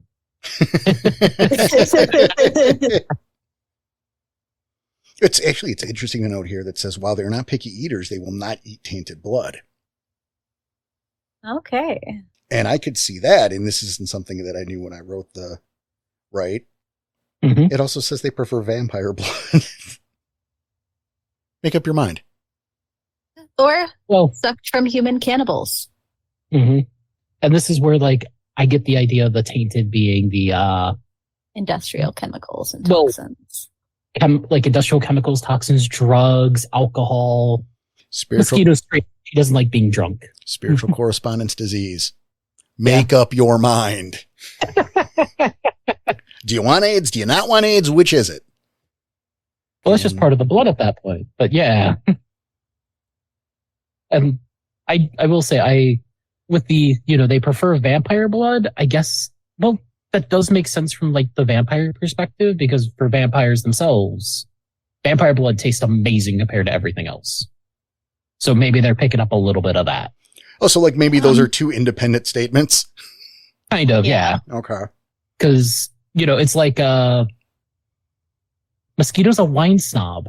He likes aged blood. Okay. does say in the taboos, mosquitoes avoid tainted blood, except worm creatures, whom it is their duty to eat. Which again, I think goes back to, and I mean, you know, the on the boat, and maybe if you don't smack one and you have been deemed to have tainted blood, they get you anyway. Mm-hmm. Oh, of course. That's their duty. What's it called? A little bit after the vampire one, they have a duty to devour Wendigo's enemies, though they are not good at discerning friend from foe. They must be talked into choosing a worm creature meal over any other. I see it. Yeah. This is a fun thing here, right? This is a very fickle, kind of all over the place spirit. You know what? It's a little, and as I look through this, right? You know, they prefer to be on a fetishes about communication and travel, books, tape players, airplanes, etc. They find it hard to shut up even when bound. And any mosquito fetish will emit a faint buzzing when activated. I love that. So they prefer, whenever they're bound into fetishes, they prefer ones involved in communication or travel, such as books, tape players. Thanks for listening to the podcast. Yep, I'm sorry. I just read that. Oh, you did? Because I was reading it at the time, so. I literally just read that. Okay, cool. Sorry. You know what this is? And this will probably be a pretty quick one then, right? Mm-hmm. This is a blood corax. Yeah. That's how you handle this as a totem spirit. They love gossip. They never shut the fuck up. You replace their love for shiny things for their with blood. Yep. You want in his good graces, bring a blood bag. Yeah. Well, no. Because it mentions when summoning him, it must be a living source. If there is none available, they will drink from the summoner. Touche. Okay, fine. Or you Bring could an offer orphan. them some nice juicy gossip instead. You could, but then he's not. It's got to be juicy. And you're going to have to deal with the ramifications in that conversation for a while. Yeah. And this is where I'm imagining, you're summoning the spirit. You don't have any blood on hand. You don't want them taking yours. So you have this just cloud of mosquitoes coming up, and you have to get this gossip out as quick as fucking possible before you get swarmed.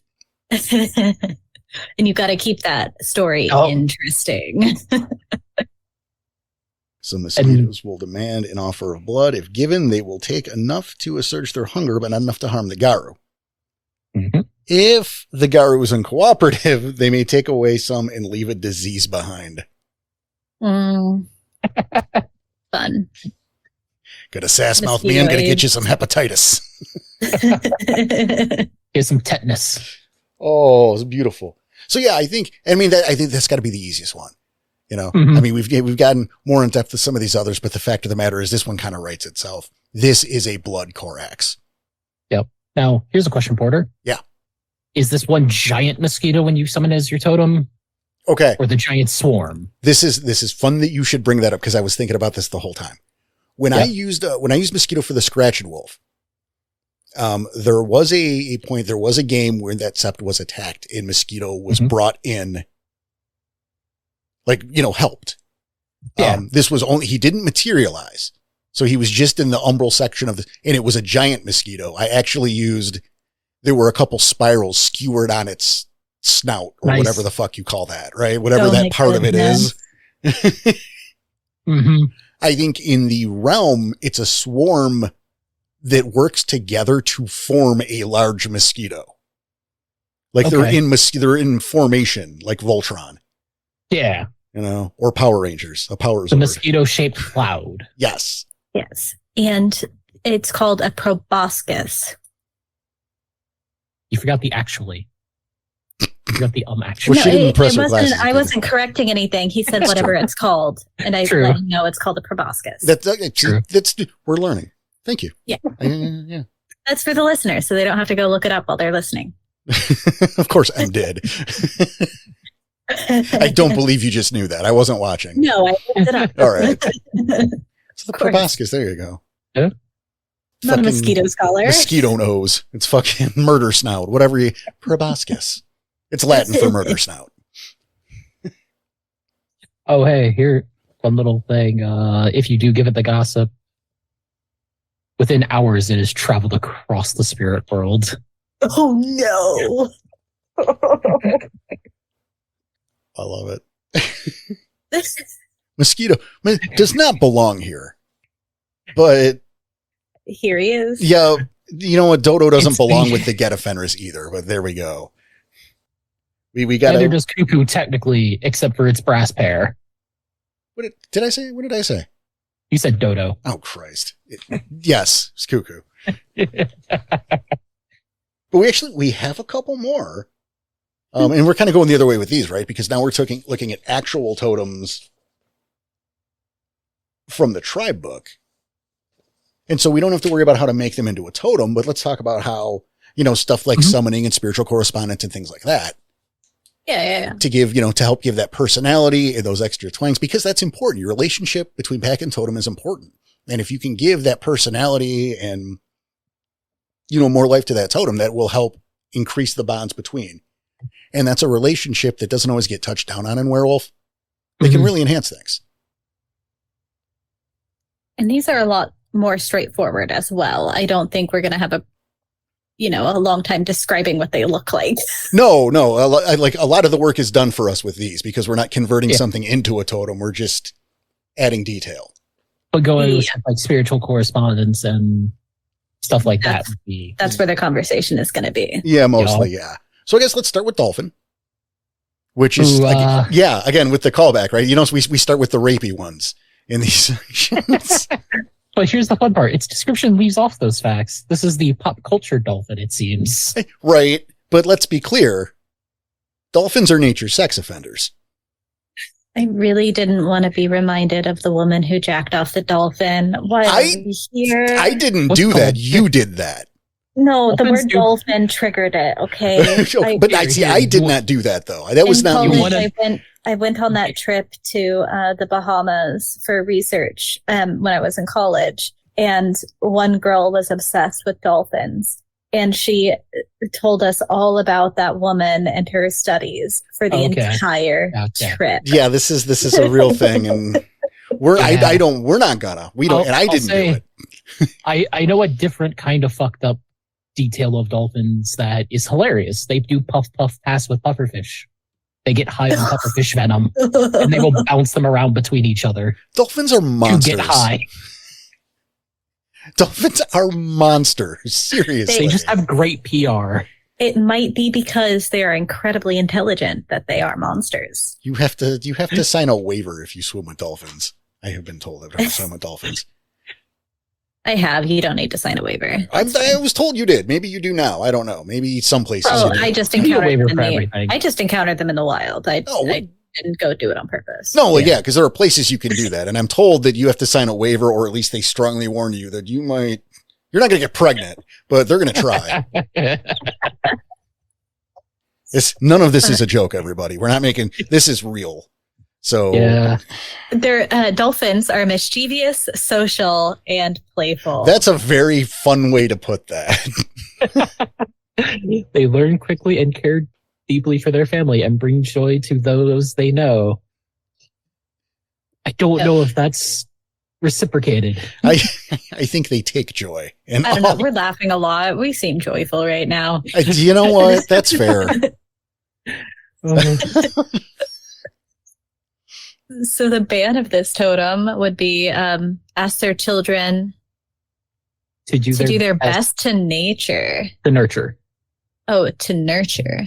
Oh, yeah, that is a you. Yeah. Teach and protect young pups or babies. This is someone who had posters of dolphins on the wall who wrote this, I feel. Like I said, this is cultured dolphin. Yeah, this isn't flipper neat. This is not, I'd like to do some research about what dolphins are like. That's very sweet.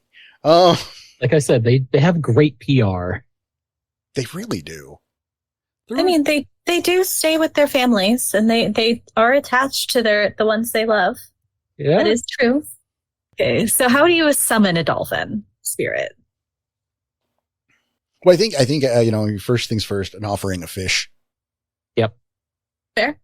Offering a fish. I Gotta would be near water. I would definitely not use tuna Yeah. or Maybe a pufferfish. maybe. But I mean, like, definitely not canned tuna is what I mean. Yeah. Yeah. Like, you don't want to open a can of fish. chicken of the sea because there might be some dolphin in there. Yeah, you want something fresh and nice for them.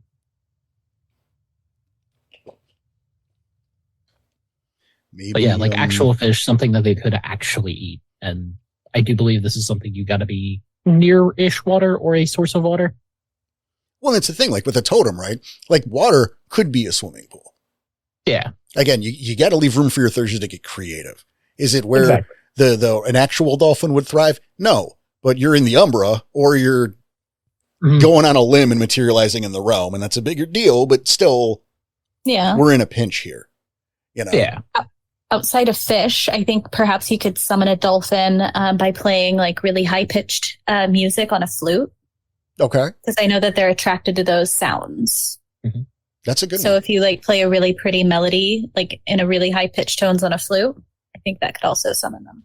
Maybe play in the almost family thing, and because they like being around other dolphins, bring in like, you know, like the cheap little souvenir dolphins or stuff like the fridge magnets with them on it, you know, showing like dedication to the spirit in that weird fucked up way.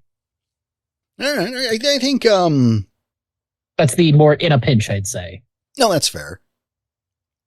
I think maybe I don't know why. I don't know. I'm saying it though. It's what's in my heart. I'm thinking maybe like stuffed animals would be better than something like a fridge magnet or a true, right? Because it's well, I mean, something they can play with. They're playful. Yeah, yeah. It's softer, which, you know, again, that's something you would hand to a child. You know, yeah. So there's that correlation. That's something they could play with, like a pool toy and stuff. I think would be good too. You know, it's hard. This one's harder than I thought it would be. Hey-o. Yeah. This is the surprisingly wholesome stuff to summon it. No, it's personality. I would say when we say playful, I would go with flirty. That is kind of playful. I mean, right. That's a fun G-rated way to say it, right? But I think flirty into various degrees. Mm-hmm. You know, if I'm the storyteller and someone has dolphin as the totem, dolphin has a thing for one of you. Dolphin's going to be playful and flirty and light and hey sugar and nicknames and stuff. But like, dolphin wants to bang Nightfang. And, you know, maybe the other pack members are always trying to like, you know, kind of distract them and talk to them themselves. Yeah. And right. But to Nightfang today. Right. Where Nightfang's just like, you know what? I'm going to go wait in the other room. No. What do you think about this deal, Nightfang? Huh? Well, no. What do you think? Where's that sexy hunk of alpha you've got? Isn't Danny glad he's not here today? You know goddamn well where this would have went. Danny is fucking so happy he's not here for this one. No. We did on 5 minutes, man. Oh. But I definitely would do that, right? Given the nature, you know, one of the players should be singled out by dolphin. Maybe even a couple. You know, dolphins depends on. Depending on the day. Yeah, depending on the day or, you know. Yeah. You know, maybe that's the if you've got a pack of 4, there's the reason to keep a D4 around just to see who's dolphin's favorite today. Right. Well, that's what you do is I mean that's so correspondence, I think that's good, you know. Maybe some shells or something too. Something just related. Like maybe something nice and shiny, honestly. I would say this because especially if you want to go to like specific types of dolphins or something like that, or go more into like the flavor of it. If you have the ability to do it, a freshly killed shark. I was just thinking something like that, but what gave me pause, and I didn't do it for these. Okay. Right, for the notes that I sent you guys. But for the get ones I did, I just forgot to go back to list what type of totem these were.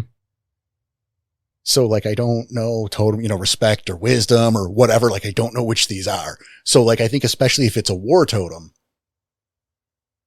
that's super appropriate. Yep. Because bottlenose dolphins actively hunt sharks. They is mortal enemies. It's not stated. The Wendigo book, they didn't state what type of totems they were. Oh, good. Cool. Because I have that sheet that I made for BTA. Oh, there you go. Yeah, no wonder I didn't, right? Yeah. So, because there are different types of dolphin, there are different types of, well, really, I think most of these totems. Yeah. Right. You can make that decision if you're so inclined to do a little research. Maybe this dolphin is a bottlenose dolphin, and because of that, that is a war totem. Yep. Which is hilarious to think about. Especially because that does not match the description that's given here. Yeah. I think that's where, hey, you need to have fun as an ST and flavor your totems. Absolutely. Also, we could probably look through a previous edition and find the answer too, but we don't need to do that right now. Yeah, I'll probably be doing that later. Thanks a lot, Wendigo book. Last book published for Werewolf the Apocalypse. Mm-hmm. That's true, by the way. That came out after Apocalypse. Wendigo are the last and everything, except for this. Isn't that a bummer, by the way? Yeah. Think about that. When you were playing Werewolf back in the day and they announced Apocalypse, they got rid of the line is over, the Apocalypse book comes out, and then like 2 months later, Wendigo comes out. Congratulations, you finally got your tri book, the game's over.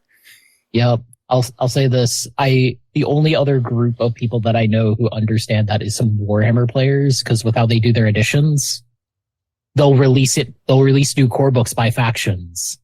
And the last 5 get their book for 5 months before the new edition. That's so brutal.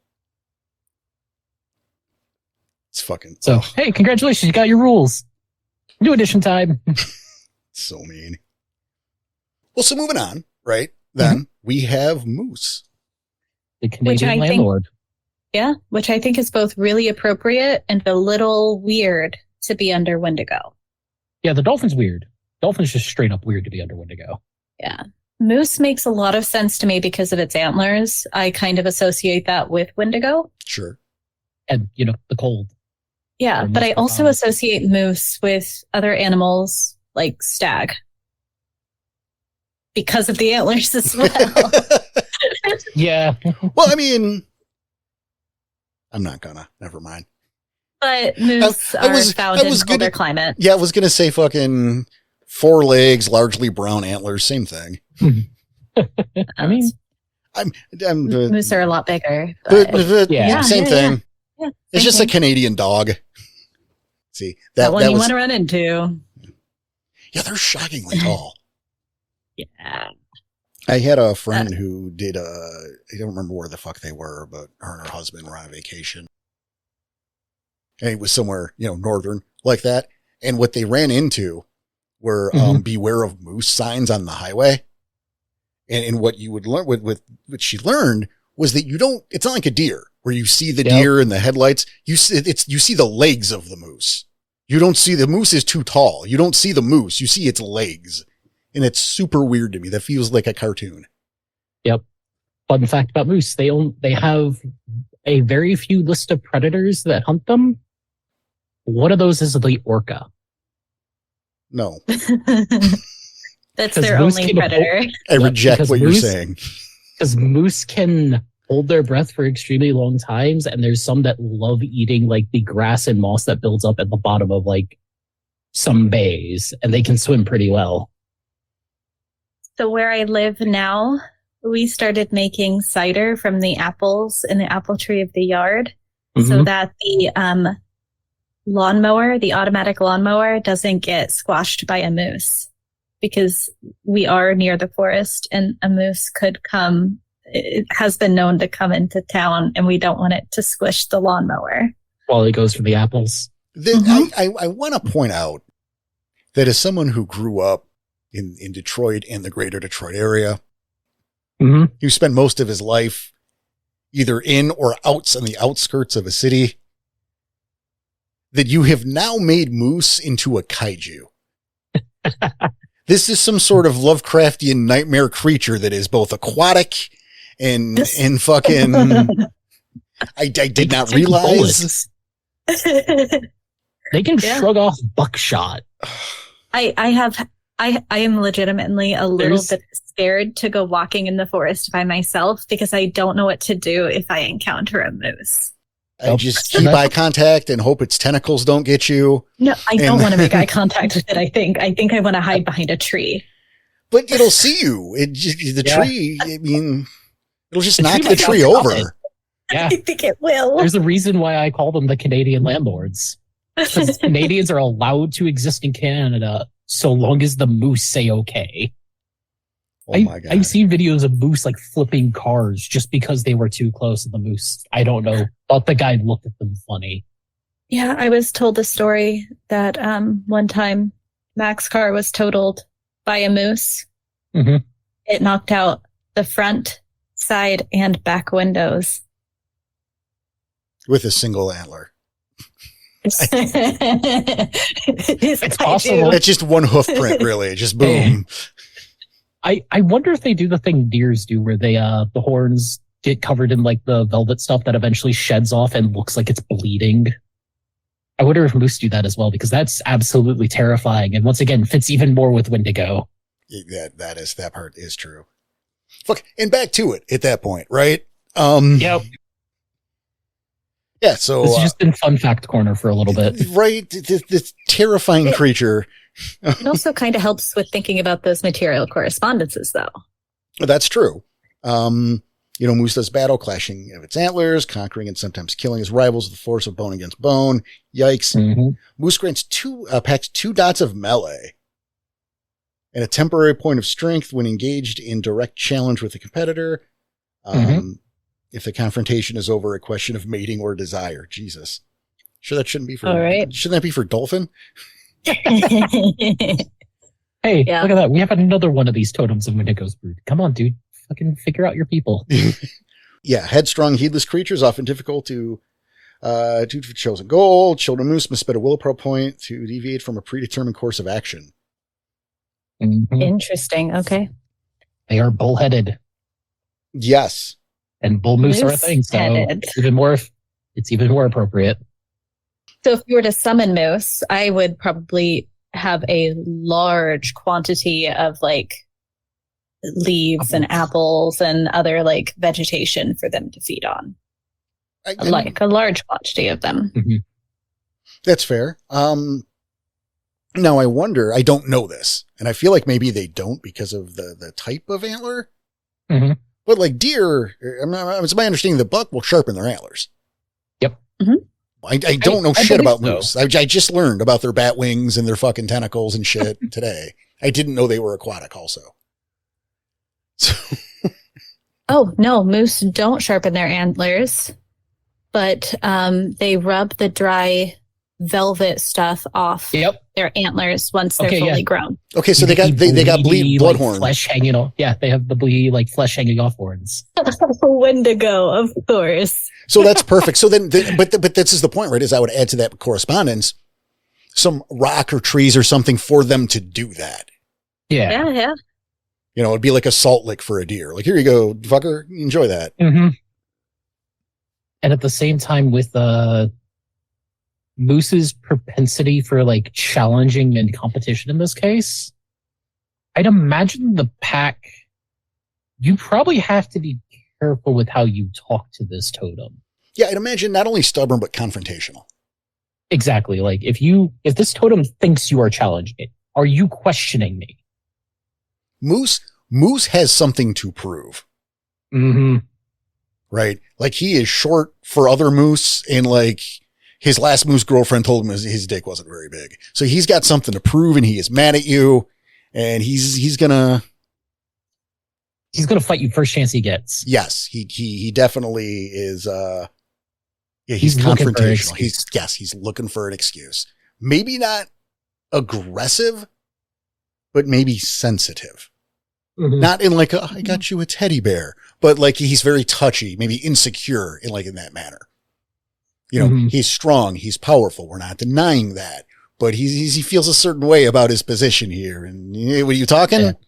Yeah. Like a Joe Pesci and Goodfellas kind of thing. Like, fuck you, man. Fuck you. I'll get you. where, like other spirits, you got to butter them up a little bit, compliment like features of it, talk about, Moose's majestic horns. But you got to make sure you're not doing it too much or too little. Yeah, I see that. Are you trying to say something? Yeah, I'm not sure if you guys have seen my face for the last couple of minutes. It's because when I looked up whether or not they sharpen their horns, it came up with images of that velvet stuff coming off their horns. And it's just terrifying. Looks like flesh hanging. And I'm convinced it's Wendigo now. As somebody who lives around where like deer are very common, it is straight out of a horror movie. When you're driving along the side of the road, you see one of these things just standing there with what looks like the skin of some small animal just hanging from its antlers and its eyes glowing in the headlights. And as a war totem, I would probably use that imagery when you summon him. Mm-hmm. Have bleeding antlers all the time. But at the same time, is it just that, or is it also the remnants of his enemies? Yeah, no, I get it. Oh, yeah, that too. I like that. That's beautiful. So you know what? Maybe that's a bit of the correspondence, is offering stuff like that to basically on his trophy rack. You kill something impressive, offering its skin or a display of this thing to hang off of it so that he can claim, my children did this. Okay, is tribute. Oh, okay. Yeah. All right. The whole, like, if you're starting to fuck up and getting him really confrontational, maybe this is the way you patched up. Yeah, we did this for you. I don't know why. I don't know why I went to this voice. It is not appropriate for this particular totem. I apologize. I feel like it's your go-to. It's fun to do. And it's really what it's all about. It's like which voice is fun to do at the moment. Yeah. I also I apologize. I'm gonna fuck up the pronunciation of that. That's fun. Yep. But hey, I love this little dichotomy of the whole, why the fuck are you a Wendigo totem? Oh, you're a Wendigo totem. Yeah, you're a monster. Cool. That might be the thread. It's different types of monsters. Speaking of different types of monsters, next on our list, rabbit. I don't know any horrifying facts about rabbits personally, but I'm sure M does at this point. I don't know. Okay. I just thought that was a really funny through line. That's fair. I mean, I think rabbits do what hamsters do and eat their young if they're stressed. DJ is correct. They sometimes eat their young, but it's not a common behavior. Domesticated rabbits. Yeah. Well, they, let's see. Rabbit changes her fur to blend into her surroundings. A brown to dun-colored pelt lets her merge in the landscape of leaves, dirt, and twigs. Her coat paling to white when winter snow begins. A pack may call on camouflage, and in addition, they get alertness by one. That's interesting. Rabbit chooses to run. Each member spends a point of willpower to avoid turning and fleeing. So that is fun with the gift of camouflage. Yeah, that's really cool. I mean, the fox frenzy makes sense for a rabbit, I think. The +1 to alertness. Do you think that's because the whole myth about carrots making your eyes better and rabbits eating carrots? No, I think it's because of the big fuck off ears. That too. 50% of their body is ear. True. Oh, but yeah, I like each pack member must spend a point of willpower to avoid turning and fleeing at any surprise or sudden confrontation that she's not expecting. That is a little debilitating. Yes, it is. That's awful. Yeah, a little bit. I mean, you spend the willpower, fine, but damn. So yeah, I want to equate this. I would probably play this like Squirrel. Yeah. Like a less hyperactive version, but kind of like Squirrel. You bring in the paranoia. Mm-hmm. Always looking around, always side eye. Jumping at little noises that are happening. Yep. I would also, I would speak quickly. I would add a hyperactivity to it. Mm-hmm. But again, not in that same ADD kind of way as Squirrel.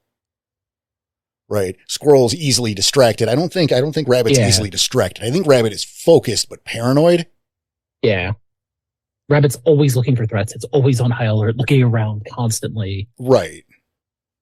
So it seems a little scattered brain where it's more just hyper focused.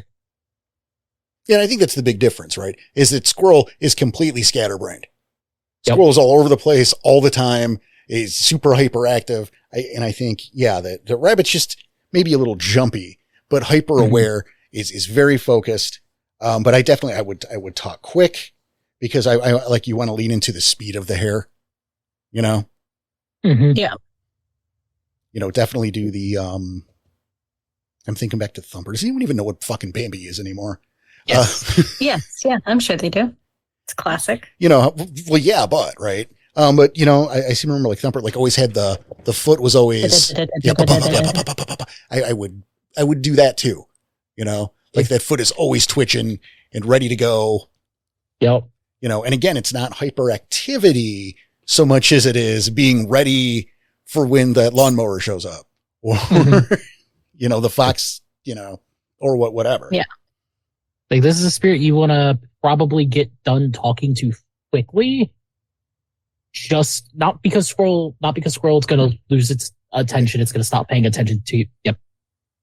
Yeah. I think this is a spirit that you're gonna want to get to the point as quick as possible and talk to quickly for the simple fact of you don't want to give it a chance to get paranoid and run off because it senses a threat. Where squirrel, you want to do it because short attention span. Well, I think with squirrel, you want to talk in short sentences and you want to get to the point because of that. Because he's going to lose the plot in like 30 seconds. You need to. Yeah, I don't think that's an issue with rabbit. Yeah, I don't think so either. I feel like rabbit can hold the attention. It's just a matter of he's always on edge. Okay. You know, I think sudden movements are not great for rabbit. Especially when rabbit is now dealing with Garu.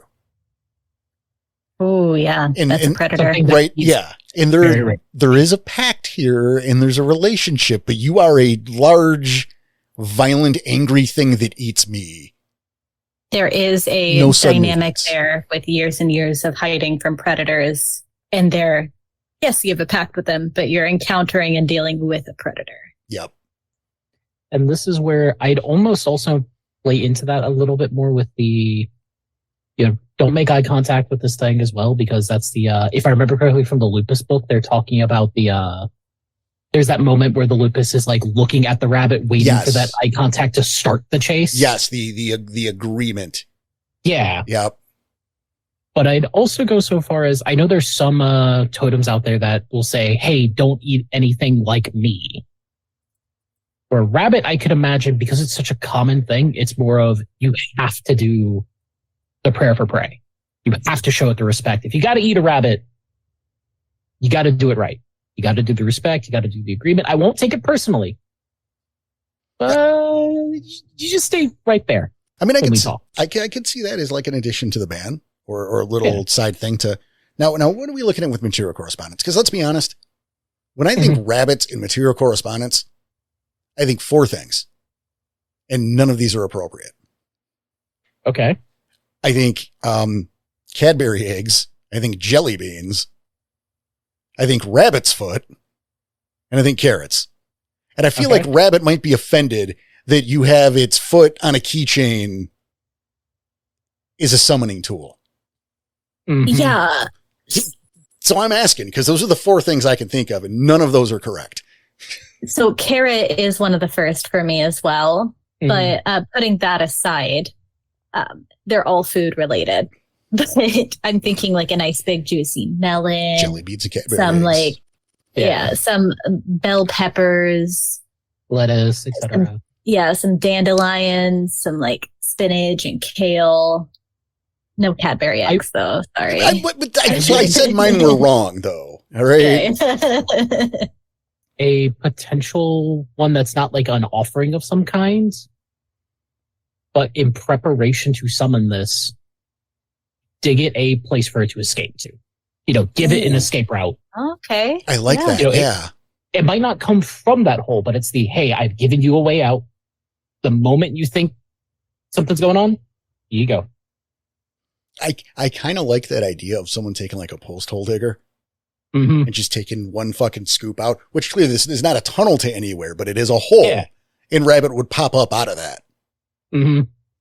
Or maybe return through. I mean, both could be true. I like that. That's good because we've been doing a lot of offering things, but more conceptual, like clever. That's good. That's clever shit. Yeah, I like that. Maybe the thumping of your own foot or something similar to imitate that sound of a rabbit thumping on the ground. Yeah, like a rhythmic kind of thing. That would be great. Making sure the place you summon him is very quiet so that he can hear anything that's coming up. You maybe prefer an open space so there's lots of places to go should there be need. Yeah. Mm-hmm. I mean, we could associate the rabbit with spring. Mm-hmm. And I think there's that association. So maybe somewhere with a lot of light or Mm-hmm. with fresh growth, even if that's artificial. And when I mean by artificial growth, I mean like you run to Home Depot and you grab some little sproutlings from their garden center. Yeah, some kind of cover to protect it from predators that might swoop down and grab it. I mean, that's where I was thinking with the whole idea of you're giving it that place to run. You're giving it the hole. Yep. That's fun. I like it. That's better than I thought, right? Yeah. Okay, listen, you're not going to believe this, but I figured it out. It all connects. The silver shortages, the moon cycles, the full moon, werewolves, they exist. And it's all tied back to Rage Across the Internet. Go to ko-fi.com/Rage Across the Internet, and you'll see ways that we can keep this all under wraps. At first, you might be able to join game night or the monthly movie night. It's an initiation. It's a test. You can join the pack. You can become one of us. And at higher tiers, this is where it gets dangerous. You get a little extra episode every month and the hidden lore, the NPC of the month, straight from Porter's personal Bible. And I'm telling you, these NPCs, they're too real. They don't read like fiction. They read like reports, witness accounts. One of them, I swear I've seen on the street. Werewolves, they're out there, and Rage Across the Internet knows. And that's why you should go to ko-fi.com/Rage Across the Internet and help us cover our tracks.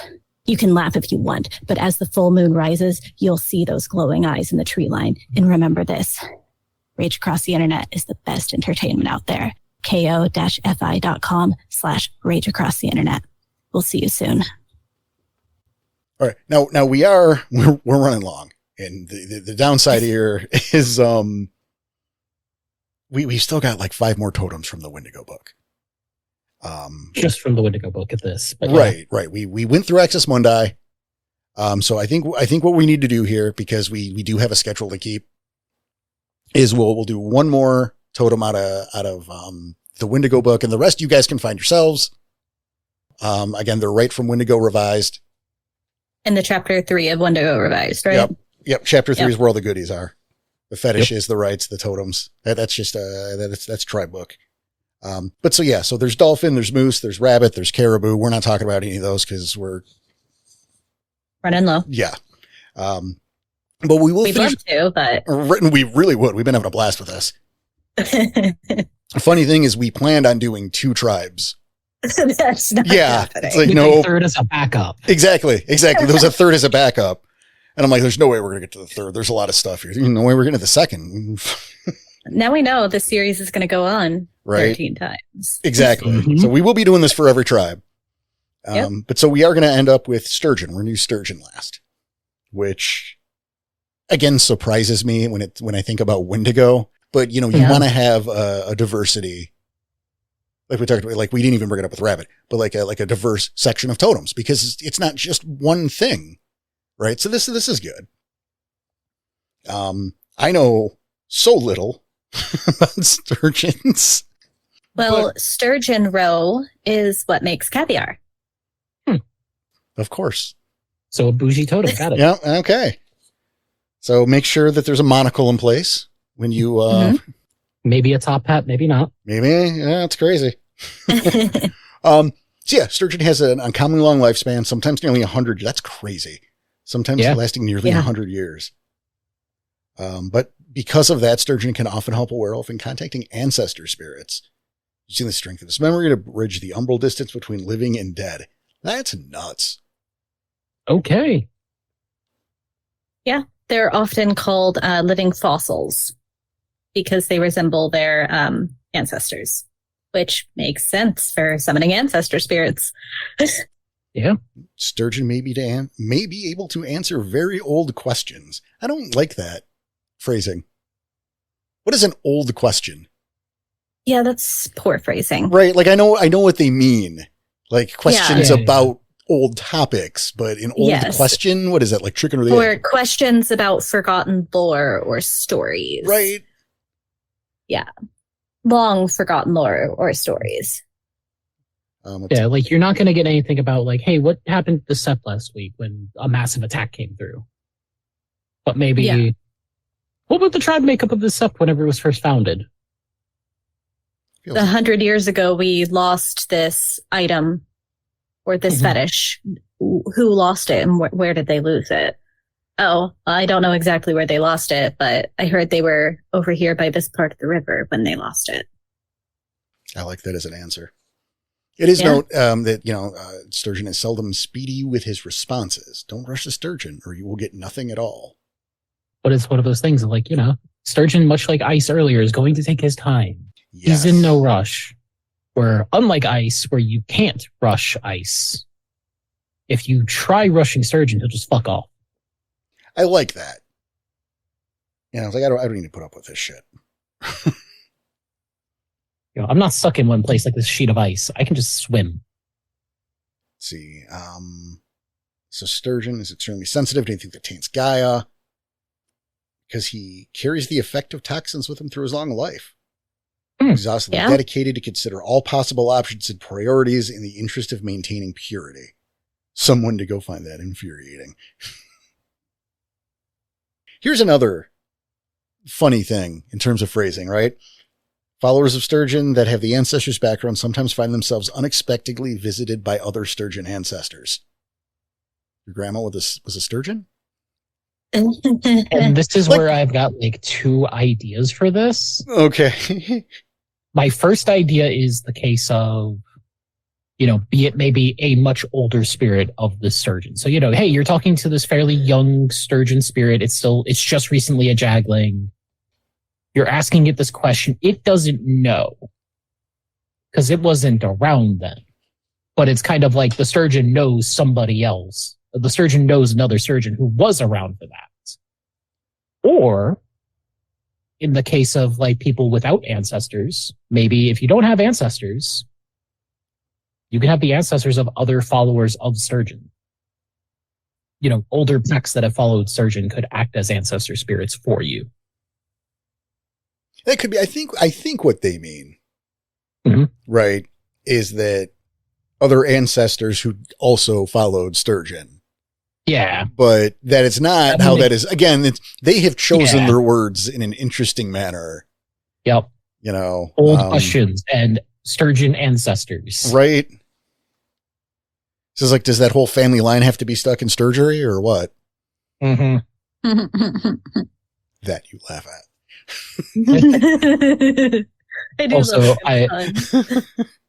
I actually like this because the line that immediately follows over that is, they'll be visited by Sturgeon ancestors, most of which feel the need to add their opinions to weigh any decision. So this could be like if your pack's just chilling in the Umbra or in the Cairn, you could have the ghost of, I don't know, Kreger slaps the worm, just kind of materialize at your campsite to give his 2 cents. Like the old guy in the coffee shop who overhears your conversation. You know what this gives me flashes to? Mm-hmm. And again, because this whole episode, I've likened shit to other pop culture references to give people an idea of a direction. Grandma Flexington. Borderlands 2. Torg's grandmother. Okay. Yep. I see Sturgeon with the wild, unending story. Yeah. It's not like the ice elemental where he talks like Rockbiter. No, he's rambles. going to take his time getting to the point. Yes. Yep. He'll go off on tangents and loop back around and just fucking, he's got the spotlight and you were to listen to every goddamn word he has to say. Eventually he'll give you what you want. Porter, I am remembering the time that we both sat there for like 2 minutes. Like, are we actually listening to all this? Well, we had to. I know, but because she asked you questions about the fucking story. And if you got it wrong, you had to start over. Yeah. Yeah, fair. Porter, you mentioned not knowing a lot about sturgeons. That's true. So, some quick background for what I'm about to say. Sturgeons live in cold water, mostly. Fast moving water. both freshwater and saltwater they can live in. I can't remember which one they reproduce in, but they reproduce in one specifically and then go back to the other one and then go back for reproducing or laying their eggs and then they leave again. So they travel long distances, which kind of inspires me for like a pack that follows sturgeon. Something sturgeon might require them to do would require them to travel over extremely long distances in order to get that thing done. So I wouldn't be surprised to see a strider in a sturgeon pack. Isn't it also the case of like the sturgeons always go back to like the same location for like their spawning season and everything? They do. Like where it was born is where it will go back to have its kids. Uh-huh. Ooh, that is the sturgeon. Wouldn't that be frustrating but appropriate? Mm-hmm. To have to go back to a certain location to communicate with the totem. Oh, I love that. Yeah. Where you were given, where you guys became a pack. This is the spot where we met and we did, Yep. So if you need to talk to me, you have to come back here. Oh, I love that. Yeah. Oh, that's so frustrating. I'll help you with your ancestor spirits, but if you need me, you come back here. Me in particular. Yep. You have to come to me and you have to come here. And you better be prepared to listen to what I have to say. I love it. I can imagine the sturgeon pack being the most independent pack possible because of their totem. The whole like, okay, we got to do this thing. Okay, everybody call upon the spirits, call upon your totems. We got to help out with this big offensive. But the sturgeon pack is like, our Thayers can summon these other spirits to help. I got the workaround. I got the technicality. Okay. Again, for the more astute, the clever Thayers, it's because the devil's in the details. It's not, you have to be at this specific location. It's, I have to be someone from these waters. Okay. So they bring a jar of the water. So if one were to collect some of that water from that water, like the gravel from the area, and then they just place that in the water. Because they typically lay their eggs in gravelly waters. But so either way, now you have taken a piece of that location with you. Oh, that is. And he's summoned. He goes, "Okay, clever. Don't do it next time. Clever." Right? Like, I feel like it tracks. Water too. This is nice. I'm going to take some of this back with me. And in that, right? Like, I think maybe that gravelly, right? For the eggs, maybe that's a great material correspondence. Okay. Nice, fresh, clean gravel, untainted. Right. Where, untainted broken. Is super important. Yeah. Freshly broken up. Mm-hmm. Yeah. Something nice. I'll say this, that salmon roe / caviar angle, because that's not, you don't want the caviar necessarily for like the eating purposes, the offering purpose, but I can imagine pairing that with the gravel because, you know, the salmon go back, or the sturgeon go back to where they spawned, adding that to the gravel to kind of fake it. You know, you don't want sturgeon to catch on necessarily to the trick too quickly. So you're trying to make it as close to that location as you can. Well, no. I think that sturgeon appreciates that. Because it's clever. Yeah. It, I didn't say, I said you had to, from here. So you brought here to you. That's clever. Exactly. And I'm into it. Like, I don't think you're tricking him. I think he's appreciating you thinking outside the box. Okay. Yeah. It says here, they're leveling it up or doing as much as you can to add to that. Yeah. It says sturgeon are exhaustively dedicated to considering all possible options. So, right, and I think that feels like a possible option. Right. And I feel like that's probably a good way to ingratiate yourself with the totem. Yeah. Because, hey, you're one of his children that was smart enough to figure this out. Everyone else walks all the way over here. You grab the fucking, you put a mason jar in this water after we were done talking so you can call me on the fly. Good job. But maybe you do have to refresh that water after, because we go to the purity aspect, right?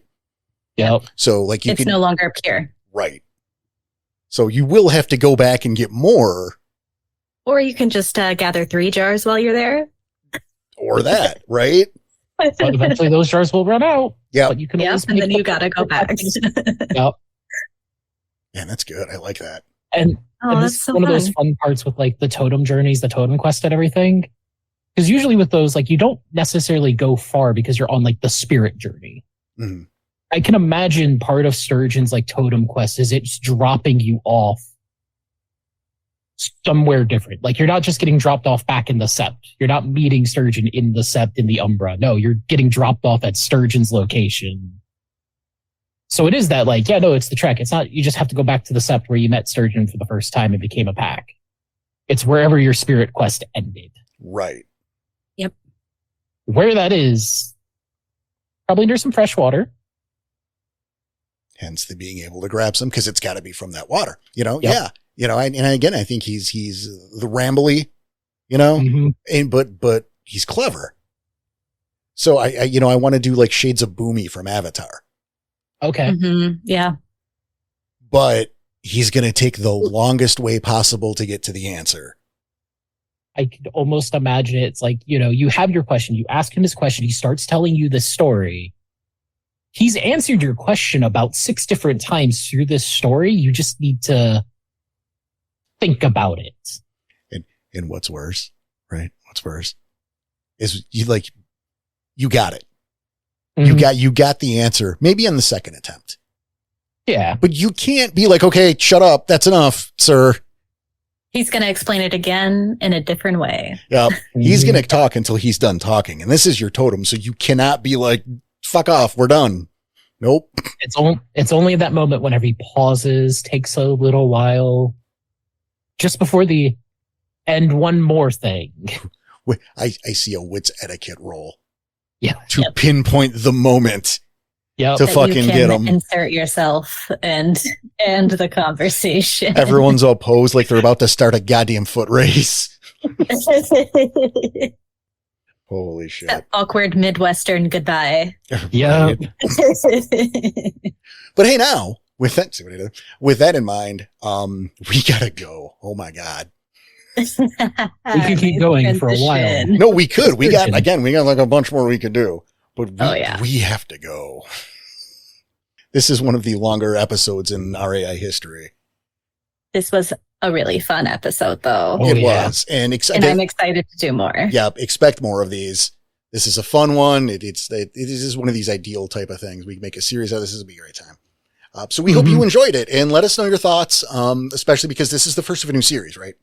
So if there are things you think were particularly good, or, you know, what to lean into, what to lean against, if you have thoughts on that kind of thing, let us know, because with a series like this, you know, tweaks happen as we go, Yep. you know, so We don't have a script. exactly. We didn't, you know, We this don't is really have a plan per se. Yeah, if you want to hear something more about a specific aspect of these totems in the future, let us know and we'll try to cover those. exactly. And in the meantime, on behalf of my dear friends here, we want to thank you so much for listening and being here on this journey with us. And just keep being awesome. Take care of each other. Yeah, we'll see you next time. Have a good one.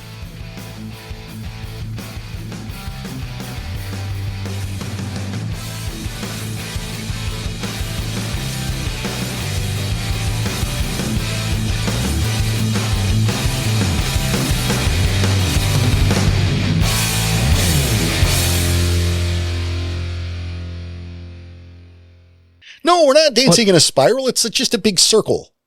Yep. It's fine. We're just dancing the circle. Everyone calm down.